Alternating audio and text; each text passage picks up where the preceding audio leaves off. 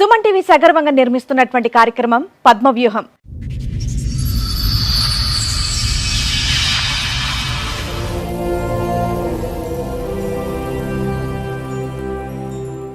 మరి ఈ కార్యక్రమాన్ని సమర్పిస్తున్న వారు 6JVR జమలాపురం వారి రత్నాంజలి. మీ అదృష్టాన్ని మార్చుకోవటం ఇప్పుడు కల కాదు, 6JVR తో సాధ్యం. 2008లో ఆమె intermediate first year 3 subjects fail అయ్యి వస్తే ఇంటర్మీడియట్ సెకండ్ ఇయర్ నేనే చదివించాను మా విలేజ్.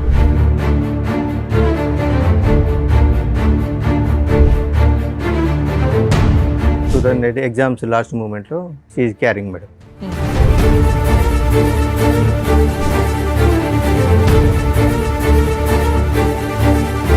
పెళ్ళి 2 సంవత్సరాల దగ్గరికి వస్తుంది.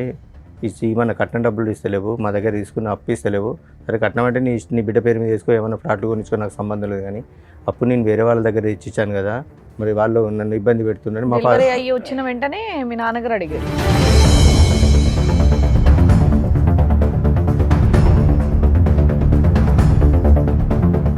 ఎఫ్ఐఆర్ చేసేమంటే మదన్ మీద, నా మీద, డాడీ మీద చేశారు. అంటే ఇంకా మా 5 మెంబర్స్తో పాటు అదనంగా ఒక 10 మెంబర్స్ మీద కేసు రాశారు.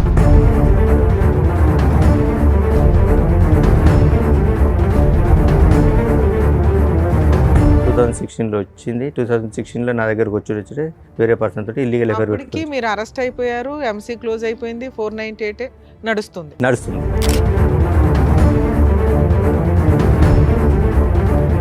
వచ్చిన 2 డేస్కే సమ్ మెసేజ్లు చూసినా మేడం. ఏంటి బేబీ నన్ను వదిలిపెట్టిపోతావా నువ్వు,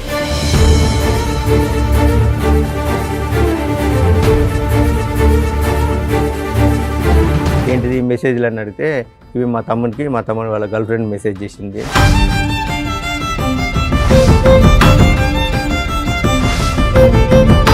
ఎంతకాలం ఉన్నారండి ఆవిడతో పాటు? 2016 వచ్చింది, ఎంతకాలం ఉన్నారు? మళ్ళీ 17లో క్యారింగ్ వెళ్ళిపోయింది.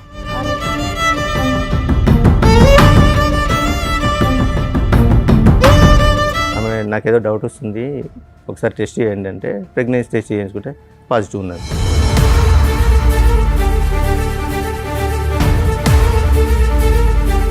హైదరాబాద్ ఉంటేనే నేను వస్తా అంటే హైదరాబాద్ షిఫ్ట్ అయ్యాం. హైదరాబాద్ షిఫ్ట్ అయినాక ఒక 2.5 months తర్వాత మళ్ళీ కన్సీవ్. సిగ్గులేదు, పిల్లల మంచి పేరు పడుకుంటే నోరు మూసుకోవాలి కానీ అడుగుతారు ఎవడని వాళ్ళ మదర్ అన్నారు.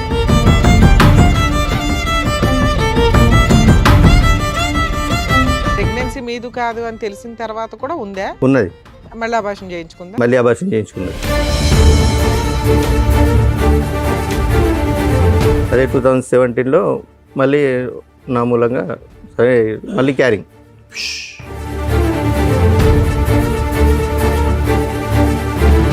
ఇవేమీ అడగకుండా ప్రశ్నించకుండా ఆవిడతో కాపురం చేసి మీరు మళ్ళీ ఆవిడని ప్రెగ్నెంట్ చేశారు. Yes sir. నాకు ప్రాణ భయం ఉన్నది, నన్ను వెళ్తే చంపేశారు. మళ్ళీ సేమ్ రిపీట్.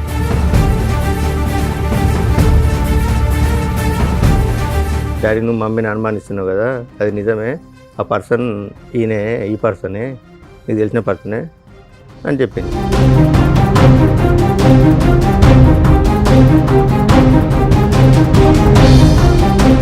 నేను ఒక ఆడపిల్లని, ఆ అమ్మాయి ఒక ఆడపిల్ల, ఫస్ట్ నుంచి బాధలు పడుతూనే ఉంది. అంటే వీళ్ళ పేరెంట్స్ ఆ అమ్మాయి ఆమెను ఈయన కలిసి ఫస్ట్ నుంచి ఇబ్బంది పెడుతూనే ఉన్నది.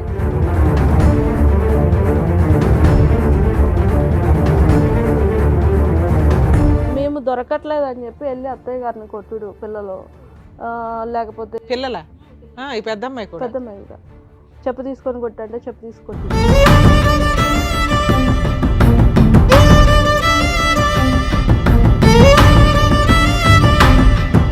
14 సంవత్సరాల పాటు వీళ్ళు కొట్టుకుంటూనే ఉన్నారు. పెళ్లి చేసుకుని పట్టుమని 1-2 సంవత్సరాలు కూడా హ్యాపీగా లేరు, కొట్టుకుంటూనే ఉన్నారు. వీళ్ళిద్దరి యొక్క డైనమిక్స్ ఎప్పుడూ కూడా బ్యాలెన్స్డ్గా లేదు.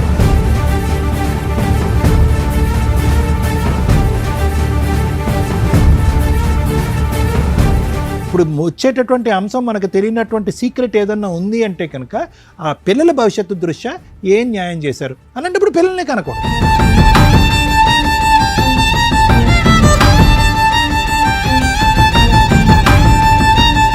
నిజంగా వీళ్ళిద్దరూ చాలా పాపం మూట కట్టుకున్నారు. వరస్ట్ ఆఫ్ వరస్ట్ తల్లిదండ్రులు ఏంటి అంటే ఈ రకంగా పిల్లల్ని ఫుట్బాల్ ఆడుకుంటున్నట్లు ఆడుకుంటుంటే నరకం కనిపిస్తుంది పిల్లలకి. దీని గురించి ప్రతి ఫ్యామిలీ కోర్ట్ జడ్జి సఫర్ అవుతారు.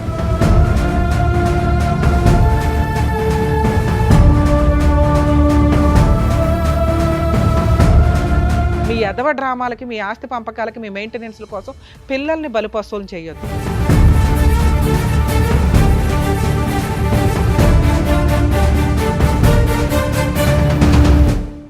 ఈ కార్యక్రమంలో మనతో పాటు ఉన్నారు ప్రముఖ హైకోర్టు అడ్వకేట్ రమ్యాకుల గారు. నమస్తే మేడం. ప్రముఖ సైకియాట్రిస్ట్ డాక్టర్ కళ్యాణ్ చక్రవర్తి గారు. నమస్తే సార్. ప్లీజ్ కూర్చోండి. కూర్చోండి సార్. మేడం, నవీన్ కుమార్ గారు ఆయన ఇష్యూ చెప్పుకోవడానికి ఇక్కడ వరకు వచ్చారు. సో ఆయన ప్రాబ్లం ఏంటనేది కనుక్కొని చెప్తారు. నమస్కారం అండి. నమస్కారం మేడం. సార్ ఎక్కడి నుంచి వస్తున్నారండి? మరి జనగాం డిస్ట్రిక్ట్ మేడం. చెప్పండి సార్, ఇక్కడి వరకు రావడానికి కారణం ఏంటి? అంటే నాకు ఒక ఫ్యామిలీ ఇష్యూ ఉంది మేడం, దాని గురించి వచ్చాను. చెప్పండి సార్. నా పేరు నవీన్ కుమార్ మేడం, మాది జనగామ డిస్ట్రిక్ట్. నాకు 2008లో మ్యారేజ్ అయింది. మ్యారేజ్ అయిన తర్వాత ఒక 1 year మా కాపురం సజావుగా జరిగింది. 2008లో 2008లో అయింది. లవ్ మ్యారేజ్ అరేంజ్డ్ అండి? Love come arrange. ఓకే. మా రిలేటివ్స్, మా అత్త కూతురి. ఓకే. మా అత్తయ్య కూతురి లవ్ కమ్ అరేంజ్డ్ మ్యారేజ్ జరిగింది. 2008లో ఆమె intermediate first year 3 subjects fail అయ్యి వస్తే ఇంటర్మీడియట్ సెకండ్ ఇయర్ నేనే చదివించాను మా విలేజ్లో. ఓకే. 2000 పెళ్లి టైంకి అమ్మాయి మేజరా మైనరా? మేజరే మేడం. అప్పుడు అయిపోయిన తర్వాత 2008 ఎగ్జామ్స్ లాస్ట్ మూమెంట్లో షీఈ్ క్యారింగ్ మేడం. ఆ లోపల ఎగ్జామ్స్ కంప్లీట్ అని 2009లో డెలివరీ కానీ వాళ్ళ ఇంటికి వెళ్ళి ఒక డెలివరీ అయిన తర్వాత మళ్ళీ ఒక 6 monthsకి వచ్చింది మేడం. 6 monthsకు 21st ఏజ్ పంపించారు. మ్యారేజ్ కంటే బిఫోర్ మా ఫాదర్ ఒక 50,000 వాళ్ళకి అప్పు ఇచ్చాడు మేడం, మ్యారేజ్ కంటే బిఫోర్. తర్వాత ఆమె వచ్చిన తర్వాత వాళ్ళ అమ్మ డ్రాప్ చేయడానికి వచ్చినప్పుడు, ఏంటమ్మా పెళ్ళి 2 సంవత్సరాల దగ్గరికి వస్తుంది, మన కట్నం డబ్బులు ఇస్తలేవు, మా దగ్గర తీసుకున్న అప్పు ఇస్తలేవు. సరే కట్నం అంటే నీ బిడ్డ పేరు మీద వేసుకో, ఏమైనా ఫ్లాట్లు కొనిచ్చుకో, నాకు సంబంధం లేదు, కానీ అప్పు నేను వేరే వాళ్ళ దగ్గర ఇచ్చాను కదా, మరి వాళ్ళు నన్ను ఇబ్బంది పెడుతున్నారు. మా ఫాదర్ అయ్యి వచ్చిన వెంటనే మీ నాన్నగారు అడిగారు.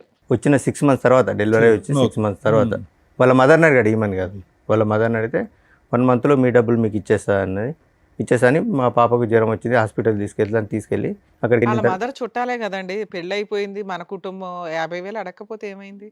ఏంటి సార్, మీ నాన్నగారు 50,000 అడగకపోతే ఏమైంది? కోడలు ఇంట్లోకి వచ్చేసింది, వేరే వాళ్ళ దగ్గర అప్పు ఇప్పించారు. మ్యారేజ్ కంటే ఒక వేరే వాళ్ళ 3 ముందు ఇప్పించారు, మ్యారేజ్ కంటే 3 years బిఫోర్ మేడం. అవును, 3 years ఏం చేశాడు? వన్స్ పెళ్ళి అయిపోయినాక మీ కుటుంబ సభ్యులాళ్ళు అన్ని సంవత్సరాలు ఆగుతారా 50,000కి? అడిగేసరికి నాకు ప్రాణభయం ఉన్నది, నేను కాపురానికి రాను అని మీ ఆవిడ అందా? ఆవిడ అన్నది. 2011లో నేను పాపను చూడడానికి వెళ్ళిన. ఎన్నిసార్లు పెద్ద మనుషులు తీసుకొని వెళ్ళినా నేను రాను, కాపురం చేయను, నాకు ప్రాణభయం ఉన్నది, వాళ్ళు నన్ను బాగా టార్చర్ పెడతారు అని 2011లో నేను మా పాపను చూడడానికి వెళ్ళిన. పాపను ఎప్పుడు చూడడానికి విడిపోయారు? 2008లో మ్యారేజ్ అయింది మేడం. 9లో విడిపోయారా? 10లో విడిపోయిందా? వాళ్ళ 10లో మేడం. 10లో వాళ్ళ ఇంటికి వెళ్ళిపోయింది. ఆ. వెళ్ళిపోయి నాకు ప్రాణభయం ఉన్నది, నేను రాను అంటే 2011లో నేను పాపను చూడడానికి వెళ్ళాను. వాళ్ళ ఇంటికి కూడా వెళ్ళా, వాళ్ళ ఇంటి పక్క వాళ్ళ ఇంటికి వెళ్ళి పాపను చూస్తే ఎందుకు వచ్చావు నువ్వు అని వాళ్ళమ్మ దౌర్జన్యం చేసింది. దౌర్జన్యం చేస్తే నేను 50,000 గురించే లేదు, పాపను చూడడానికి కుటుంబ తగాదా అయిపోయింది. ఇంకా విడిపోవడానికి రీజన్ 50,000 గురించే విడిపోయినాం మేడం. అంటే ఆమె రీజన్ అయితే అది 50,000 అడుగుతారనే ఉద్దేశంతో 2011లో కేసు పెట్టింది. పోయి 498 కేసు పెట్టింది నా మీద, తమ్ముని మీద. మా తమ్ముడు చెల్లె భద్రాచలం దగ్గర బీటెక్ చేస్తున్నారు. తమ్ముని మీద, నా మీద, చెల్లె మీద. చదువుకున్నారు సార్ నవీన్ గారు? సార్ మీరేం చదువుకున్నారు? డిఎంఎల్టీ చేసింది సార్. ల్యాబ్ టెక్నీషియన్ ఉందా? అక్కడ ఉందా ల్యాబ్? ఉందా ఊర్లో? ఉన్నాయి సార్. ఇప్పుడు నడిపిస్తున్నారా? లేదు సార్. సరే, ఇప్పుడు ఏం చేస్తున్నారు మరి? మైనింగ్ దాంట్లో లేదు సార్. మైనింగ్ దాంట్లో.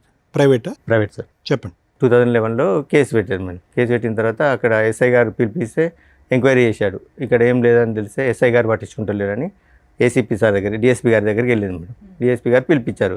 పిలిపించినాక ఆమెను అరెస్ట్ చేస్తున్నాడు అంటే, సో అండ్ సో ఇది జరిగింది సార్ అంటే, వీళ్ళ మీద కేసు ఫైల్ చేసి పంపించండి, చదువుకునే పిల్లలు కూడా ఉన్నారు సార్, వాళ్ళ పరిస్థితి ఏంటంటే సార్ ఒకసారి ఆలోచించిన తర్వాత అక్కడ మా విలేజ్ ఎంపీపీ లేడీ ఒకసారి ఆమెను తీసుకొని పేర్లు తీసేశారా? ఎవరిద్దరు తీసేశారు. మా బ్రదర్ సిస్టర్ కేసులు వేసిందండి. 498 వేసింది, ఎంసీ వేసింది మేడం, మెయింటెనెన్స్ వేసింది. మెయింటెనెన్స్ డిఎస్పీ గారు సేమ్ ఇలాగే లాయర్ గారిని, డాక్టర్ గారిని కూర్చోబెట్టి డిఎస్పీ గారు కౌన్సిలింగ్ ఇచ్చారు. మరి ఇక్కడ నేను కొట్టింది ఎక్కడ ఉన్నది, నువ్వు కట్నం ఇచ్చింది ఎక్కడ ఉన్నది, వాళ్ళ డబ్బులు వాళ్ళకి అడిగిండు. మరి సరే ఓకే, డబ్బులు ఇయ్యారట, తీసుకుపోతారట, డబ్బులు ఓకే వదిలేసాయి, 50,000 వదిలేసాయి, తీసుకెళ్తారట వాళ్ళు. పోతామంటే లేదు నాకు ప్రాణభయం ఉంది, నన్ను అడిగి వెళ్తే చంపేశారు, నేను పోను అని అన్న తర్వాత డిఎస్పీ గారు డాక్టర్, లాయర్ గారిని, అక్కడ మున్సిపల్ కోర్టు ఉంది మేడం, పిలిపించి కౌన్సిలింగ్ తీసుకున్నారు ఆమెకు. నాకు ఇక్కడ నేను కొట్టినట్టు కానీ ఆయన ఇబ్బంది పెట్టినట్టు కానీ నీకు ఎక్కడ కనిపించలేదు కదా అని అనేసరికి మా రోడ్డు మీదకి వెళ్ళి ఈ పోలీసులు, ఈ లాయర్లు ఇట్లా వాళ్ళ దగ్గర డబ్బులు తీసుకున్నారు, అందుకే వాళ్ళ మీద కేసు ఫైల్ చేయట్లేదని వాళ్ళ అమ్మాయి రోడ్డు వెంబడి వరుకుంటూ వస్తుంటే ఏసీపీ గారిని ఈ తలకనపై మనకి రూపాయి కేసు రాసి పంపితే వాళ్ళు ఎఫ్ఐఆర్ చేసేయమంటే మదన్ మీద, నా మీద, డాడీ మీద వేశారు. అంటే ఇంకా మా 5 members పాటు అదనంగా ఒక 10 మెంబర్స్ మీద కేసు రాసింది. మా మేనత్త ఇంకా ఓవరాల్ గా 3 మెంబర్స్ మీద కేసు రిజిస్టర్ అయ్యింది. కేసు రిజిస్ట్రేషన్ అయింది. ఎంసీ కేసులో ఏమైనా ఆర్డర్ ఇచ్చారా మెయింటెనెన్స్? ఎస్ మేడం, ఆర్డర్ ఇచ్చారు. 1,75,000 ఇష్యూ అయింది. 1,75,000 మేడం. మెయింటెనెన్సా? అవును మేడం. ఎవరికి ఎంత? ఈమెకు 2,500, పాపకు 2,000. అంటే అది కంటిన్యూ ఒక 2 years నడిచింది మేడం. 1 year annual ఎరియర్స్ చెప్పవసరం లేదు సార్. Hmm. ఆవిడకి 2,500, బాబుకు 1,000, అంతేనా? 3,500 maintenance per month. Per month. 3,500 ఇద్దరికి ఇద్దరు కలిపి 2 lakhs 3 lakhs అనేది ఎరియర్స్. మీరు కేసు వేసిన దగ్గర నుంచి క్యాలిక్యులేషన్ లో మనం 2 lakhs కెడితే ఎరియర్స్ క్లియర్ అవుతాయి.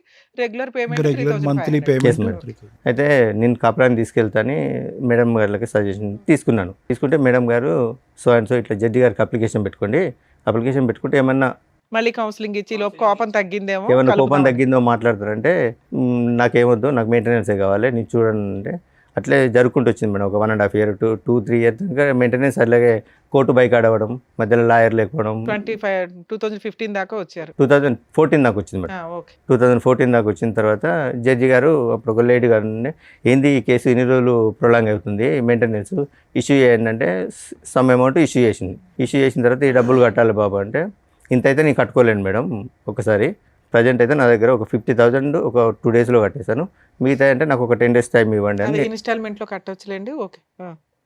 అన్న తర్వాత లేదు మేడం 50,000 కదా, నాకు ఇప్పుడు మొత్తం కట్టాలి, మొత్తం ఇస్తేనే నేను వదిలిపెడతాను, లేకుంటే మరి నువ్వు మొత్తం కట్టకపోతే ఆయన జైలు పోతున్నామంటే జైలు పోయినా పర్లేదు అంటే 498 కేసులు వెళ్ళాను.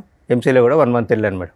1 month వెళ్తే ఎరియర్స్ క్లియర్ అయిపోయినాయి. అయిపోయింది మేడం. మళ్ళీ వేసిందా? మళ్ళీ ఏమీ వెళ్ళలేదు, ఇంకా ఇలా అప్పటి వేయలేదు. 2016లో సో మీరు 1 రూపాయి కూడా బాబుకి కానీ తనకు కానీ కట్టలేదు. 498 లో పనిష్మెంట్ పడిందా? 498లో 5 days పనిష్మెంట్ పడిందా? లాస్ట్ కేసు 2020లో ఫైనల్ అయింది మేడం. ఆ, ఫాల్స్ కేసు కింద కొట్టేశారు.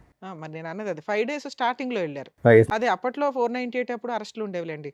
కంప్లైంట్ ఇచ్చి అప్పుడు కంప్లైంట్ ఇచ్చినాం, తీసుకెళ్ళి స్టేషన్ బెయిల్ ఇస్తున్నాం. మరి జైల్లో దేనుకున్నామండి? స్టార్టింగ్ లో అరెస్ట్ అప్పుడు అరెస్ట్ చేసి 498 వేయగానే ఎంక్వైరీ ఇన్వెస్టిగేషన్ ఏమీ లేదు. ముందు అత్తమామల్ని ఈయన్ని అరెస్ట్ చేసేవాళ్ళు.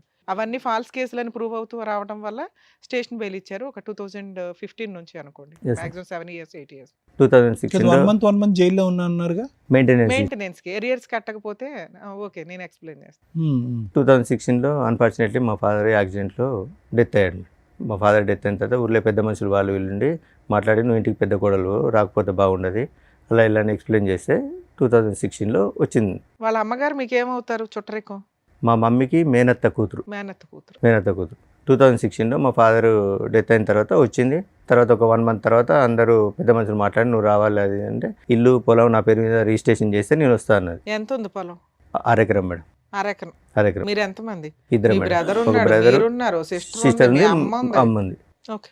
అయితే చేయాలంటే మామూలుగా ఏమనంటే మా బ్రదర్ ఉండి మీ కాపురం బాగుంటుందంటే అది కూడా నేను ఇచ్చేస్తాను, నా పాలకు వచ్చే 11 గుంటలు, మా తమ్ముడు గవర్నమెంట్ జాబ్ అండి, సెంట్రల్ గవర్నమెంట్, ఆ 11 గుంటలు కూడా నేను ఇస్తా, నాకు ఇబ్బంది ఏం లేదు అంటే 2016లో వచ్చింది. వచ్చిందా? వచ్చింది 2016లో వచ్చింది. 2016లో నా దగ్గరకు వచ్చి వేరే పర్సన్ తోటి ఇల్లీగల్ ఎఫైర్ అప్పటికి పెట్టుకుంది. మీరు అరెస్ట్ అయిపోయారు, ఎంసీ క్లోజ్ అయిపోయింది, 498 నడుస్తుంది.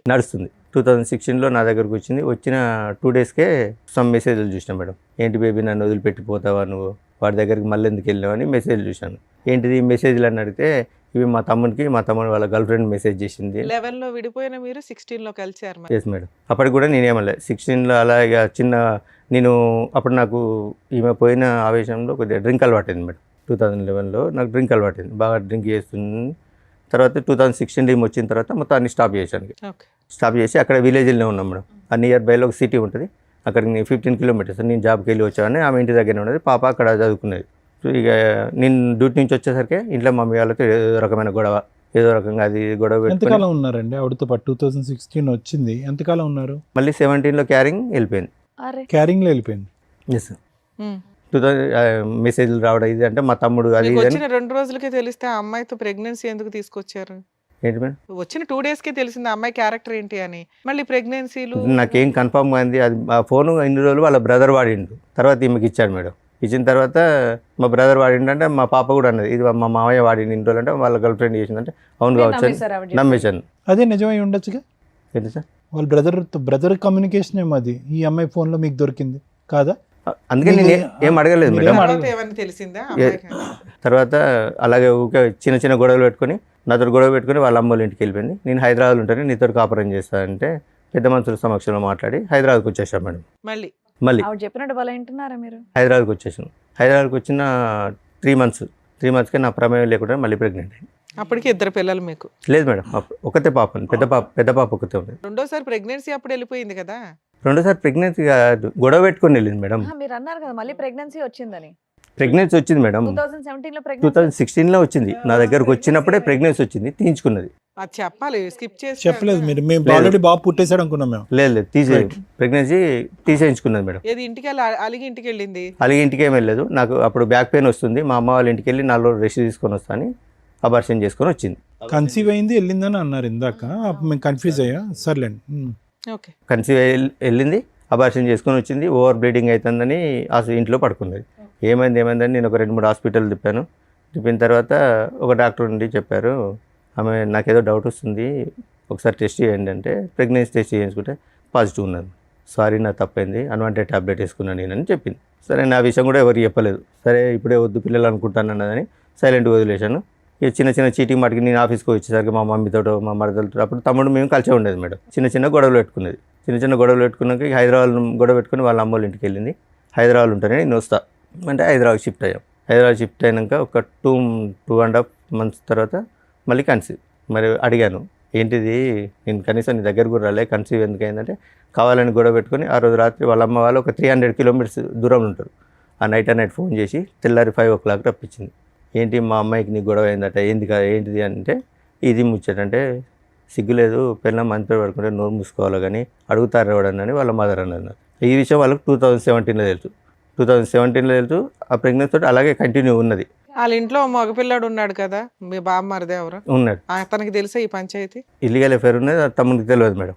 వాళ్ళ తమ్మునికి 2021లో చెప్పాను నేను. చెప్పిన తర్వాత కూడా జస్ట్ ఇప్పటికి కూడా సరే 17లో అక్రమ సంబంధం వెళ్ళిపోయిందా? అడిగితే వెళ్ళిపోలే మేడం, ఉన్నది. చిన్న గొడవ పెట్టుకుంటా అది కూడా అబార్షన్. ప్రెగ్నెన్సీ మీదు కాదు అని తెలిసిన తర్వాత కూడా ఉందా? ఉన్నది. మళ్ళీ అబార్షన్ చేయించుకున్నది. మీరు అయినా కంటిన్యూ అయ్యాను. ఇక ఊర్లో తెలిసే పర్వతం. మా ఫాదర్ ఒక private school teacher madam. So అంటే కొంచెం పొలిటికల్గా తిరిగేది. మా మదర్ అంగన్వాడీ టీచర్. సొసైటీ వెళ్తే పరుగు పోతాను, నేను కూడా సైలెంట్ ఊరుకున్నాను. అదే 2017లో మళ్ళీ నా మూలంగా సరే మళ్ళీ క్యారింగ్ అది అలాగే ఉన్నది. చిన్న మీతో అయినటువంటి ఫస్ట్ ప్రెగ్నెన్సీ ఆవిడ ఎందుకు తీయించుకుందండి? ఎందుకు తీపించేసుకుంది ఆవిడ? ఇప్పుడే పిల్లలు వద్దనుకున్నా అని చెప్తుంది సార్. ఓకే. సో ఇప్పుడు మనకి లెక్క కరెక్ట్గా ఉండాలంటే మీతో జరిగినటువంటి ఒక ప్రెగ్నెన్సీ తీపించేసుకుంది, వాడెవరితోనో మీరు చెప్తున్నట్టుగా జరిగిన ప్రెగ్నెన్సీ ఒకటి తీపించేసుకుంది. ఇవేమీ అడగకుండా ప్రశ్నించకుండా ఆవిడతో కాపురం చేసి మీరు మళ్ళీ ఆవిడని ప్రెగ్నెంట్ చేశారు. ఈ ప్రెగ్నెన్సీ ఉంచుకున్నది. అమ్మాయి ఈ ప్రెగ్నెన్సీ ఉంచుకున్నది. గొడవ పెట్టుకొని వాళ్ళ అమ్మోళ్ళ ఇంటికి వెళ్ళిపోయింది 2017లో. 2018లో పాప పుట్టినప్పుడు నాకు కాల్ చేసింది. పాప పుట్టిందని కాల్ చేస్తే నేను వెళ్ళి చూసి వచ్చాను. ఇక అప్పటి నుంచి మళ్ళీ రాలేదు మేడం. ఎన్నిసార్లు పెద్ద మనుషులు. ఇప్పుడు ఇన్ని అప్స్ అండ్ డౌన్స్ అయిన తర్వాత మీరు కాన్ఫిడెంటా అంటే ఆవిడ ప్రెగ్నెన్సీ గురించి ఈసారి? కానీ అతని పిక్చర్ నుంచి డిసపియర్ అయిపోయాడు ఆ వ్యక్తి? లేదు మేడం. సార్ ఒక అక్రమ సంబంధం అన్నారు కదా, అతను ఇంకా కంటిన్యూ అవుతున్నాడు మేడం. నా స్టిల్ ఇప్పటికి కూడా ప్రెగ్నెన్సీ మీరే అని మీరు అనుకుంటున్నారా? అంటే నేను మెడికల్ ఫీల్డ్లో చేశాను కాబట్టి ఒకసారి మీట్ అయినా కూడా ప్రెగ్నెన్సీ అయ్యే ఛాన్సెస్ ఉంటాయి కాబట్టి నేను సైలెంట్గా. మీరే నమ్ముతున్నారు, మధ్యలో మేము డౌట్ ఎందుకు కానీ. Okay, next. అందుకే నేను దాని గురించి ఏం మాట్లాడలేదు మేడం. 2018లో పాప ఒకటి చూసి వచ్చాను. ఆ తర్వాత కాపురానికి 498 కేజీ ఒకటి కాపురాన్ని తీసుకెళ్తే నేను రాను అని చెప్పింది. ఇక అలాగే పోతుంది. 2019లో ఏంటంటే ఆల్రెడీ వచ్చి కలిసిన తర్వాత మళ్ళీ ఇంకా రాకపోవడానికి ఏంటి ప్రాబ్లం? నాకు ప్రాణభయం ఉన్నది. ఇంకేం ప్రాణభయం సార్? 50,000 పంచాయతీ అయిపోయింది. మరి నాకు ప్రాణభయం ఉన్నది. నన్ను వెళ్తే చంపేశారు. మళ్ళీ సేమ్ రిపీట్. సరే, తర్వాత అట్లా 2019లో పోయింది. 2 పిల్లలు ఉన్నారు మేడం. పిల్లల్ని పట్టించుకుంటలేని సఖి 2011లో వేసిన 498 కేసు 20 దాకా నడిచిందా? 20లో డిసప్పాయింట్ అయింది. ఆయన మధ్యలో కలిసి ఉన్నారు. 2019లో సఖి అని ఫ్యామిలీ కౌన్సిలింగ్ సెంటర్ ఉంటుంది. డివిసిల్ స్టార్ట్ అయినాయి. సఖి సెంటర్లో పెట్టింది. సఖి సెంటర్లో పెట్టినాక ఏంది ఈమె ఇష్యూ అంటే సో అండ్ సో ఇష్యూ అంటే ఈ స్టోరీ అంతా మాకు చెప్తలేదు, నువ్వే పట్టించుకుంటలేవాట, బాగా తాగుతావాట, ఏం పని చేయవాట, అందుకే ఆమె కాపురానికి వస్తలేదు. చేసేవాళ్ళ మీరు? చేసేవాడిని. ఇంటి మెయింటెనెన్స్, రెంటల్ అవన్నీ మీరే చూసుకునేవాళ్ళ? నేనే చూసుకునేవాడిని. ఓకే. సఖి సెంటర్లో పెట్టింది. అప్పటికి ఆ కేసు ఏమైంది సార్? డివిసి కేసు కూడా రన్ అవుతుందా? లేదు, వాళ్ళు తీసేశారు. ఓకే. ఎప్పటిదాకా నడిచింది అది? 6 months నడిచింది మేడం. తర్వాత 2020లో 498 కేసు ఫాల్స్ అని డిస్మిస్ అయింది. నేను 2 times కాపురానికి రా అని నోటీసులు పంపించాను. 2 పిల్లలు ఉన్నారు కదా, అనవసరంగా ఎందుకు, సరే తప్పు ఏదో ఒకటి సర్దుకుందాంలే అని పంపించాను. కాపురానికి రాలేదు మేడం. ఆ నోటీస్ ఒకటి నోటీస్ తీసుకుంది, ఇంకో నోటీస్ తీసుకోలేదు. తర్వాత 21లో డైరెక్ట్ నేను డైవర్స్కి అప్లై చేశాను. అమ్మయ్య. ఫైనల్ డైవర్స్కి అప్లై చేశాను. కురుక్షేత్ర యుద్ధం కంటే జమన్. డైవర్స్కి అప్లై చేస్తే ఆమె అటెండ్ కాలేదు. 2000 ఎక్స్పర్టీ డిగ్రీ ఇచ్చారు మేడం. ఎప్పుడు ఎన్ని ఇయర్స్ బ్యాక్? 22లో 22లో ఎక్స్పర్ట్ డిగ్రీ ఇచ్చారు. ఎక్స్పర్ట్ డిగ్రీ ఇచ్చిన తర్వాత అప్పటికి 2022లో మా పాప 9th క్లాస్. అంతకుముందు నిజామాబాద్లో చదివేది మేడం. తర్వాత ఇక్కడికి హైదరాబాద్ షిఫ్ట్ అయింది. హైదరాబాద్ షిఫ్ట్ అయినాక నాకు కాల్ చేసింది ఎవరు? పెద్ద పాప. పెద్ద పాప. డాడీ నేను ఇక్కడ హైదరాబాద్లో చదువుతున్నాను, ఇక్కడనే ఈ పలానా సో అండ్ సో అని చెప్తే నేను మమ్మీ తమ్ముడు అందరం వెళ్ళి కలిసినాం. కలిసిన తర్వాత ఒకరోజు పాప షాకింగ్ న్యూస్ చెప్పింది. డాడీ నువ్వు మమ్మీని అనుమానిస్తున్నావు కదా, అది నిజమే, ఆ పర్సన్ ఈయనే, ఈ పర్సనే, నీకు తెలిసిన పర్సనే అని చెప్పింది. ఎవరా పర్సన్? వీళ్ళ తమ్ముని వాళ్ళ ఫ్రెండ్. తమ్ముడు వాళ్ళ ఫస్ట్ నుంచి వాడు ఫస్ట్ యాక్చువల్గా ఈ ఎఫ్ఐఆర్ అనేది 2014-15 నుంచే ఉందట. ఓకే. సో ఇప్పటికీ కూడా 21-22 కూడా లైవ్ లో ఉన్నాడు వాడు. లైవ్లో ఇప్పటికి స్టిల్ కూడా లైవ్లో ఉన్నాడు. అతనికి మ్యారేజ్ అయిందా మీకు తెలుసు? అతనికి మ్యారేజ్ అయిన 4 పిల్లలు. కూతురే చెప్పాల్సిన పరిస్థితి. ఇప్పుడు ఎంత అండి మీ పాప వయసు యాజ్ వి స్పీక్ నౌ? ఇప్పుడు ఎంత ఆవిడ? No present 16 years. 16. చిన్నామే చిన్నమే 7 years. 2018 18. ఏజ్. సరే, తర్వాత ఏమైంది సార్? 2022లో చెప్పిన తర్వాత నేను డైరెక్ట్ వెళ్ళి అతని దగ్గరికి వెళ్ళాను. ఆయన తెలుసు అన్నట్టు, వీళ్ళ ద్వారానే పరిచయం నాకు. అతని దగ్గర మేము చిట్టేసాం, 1 lakh చిట్టేసాం మేడం. వాళ్ళ తమ్ముడు ఫ్రెండ్ కదా? తమ్ముడి ఫ్రెండ్ అని రైట్.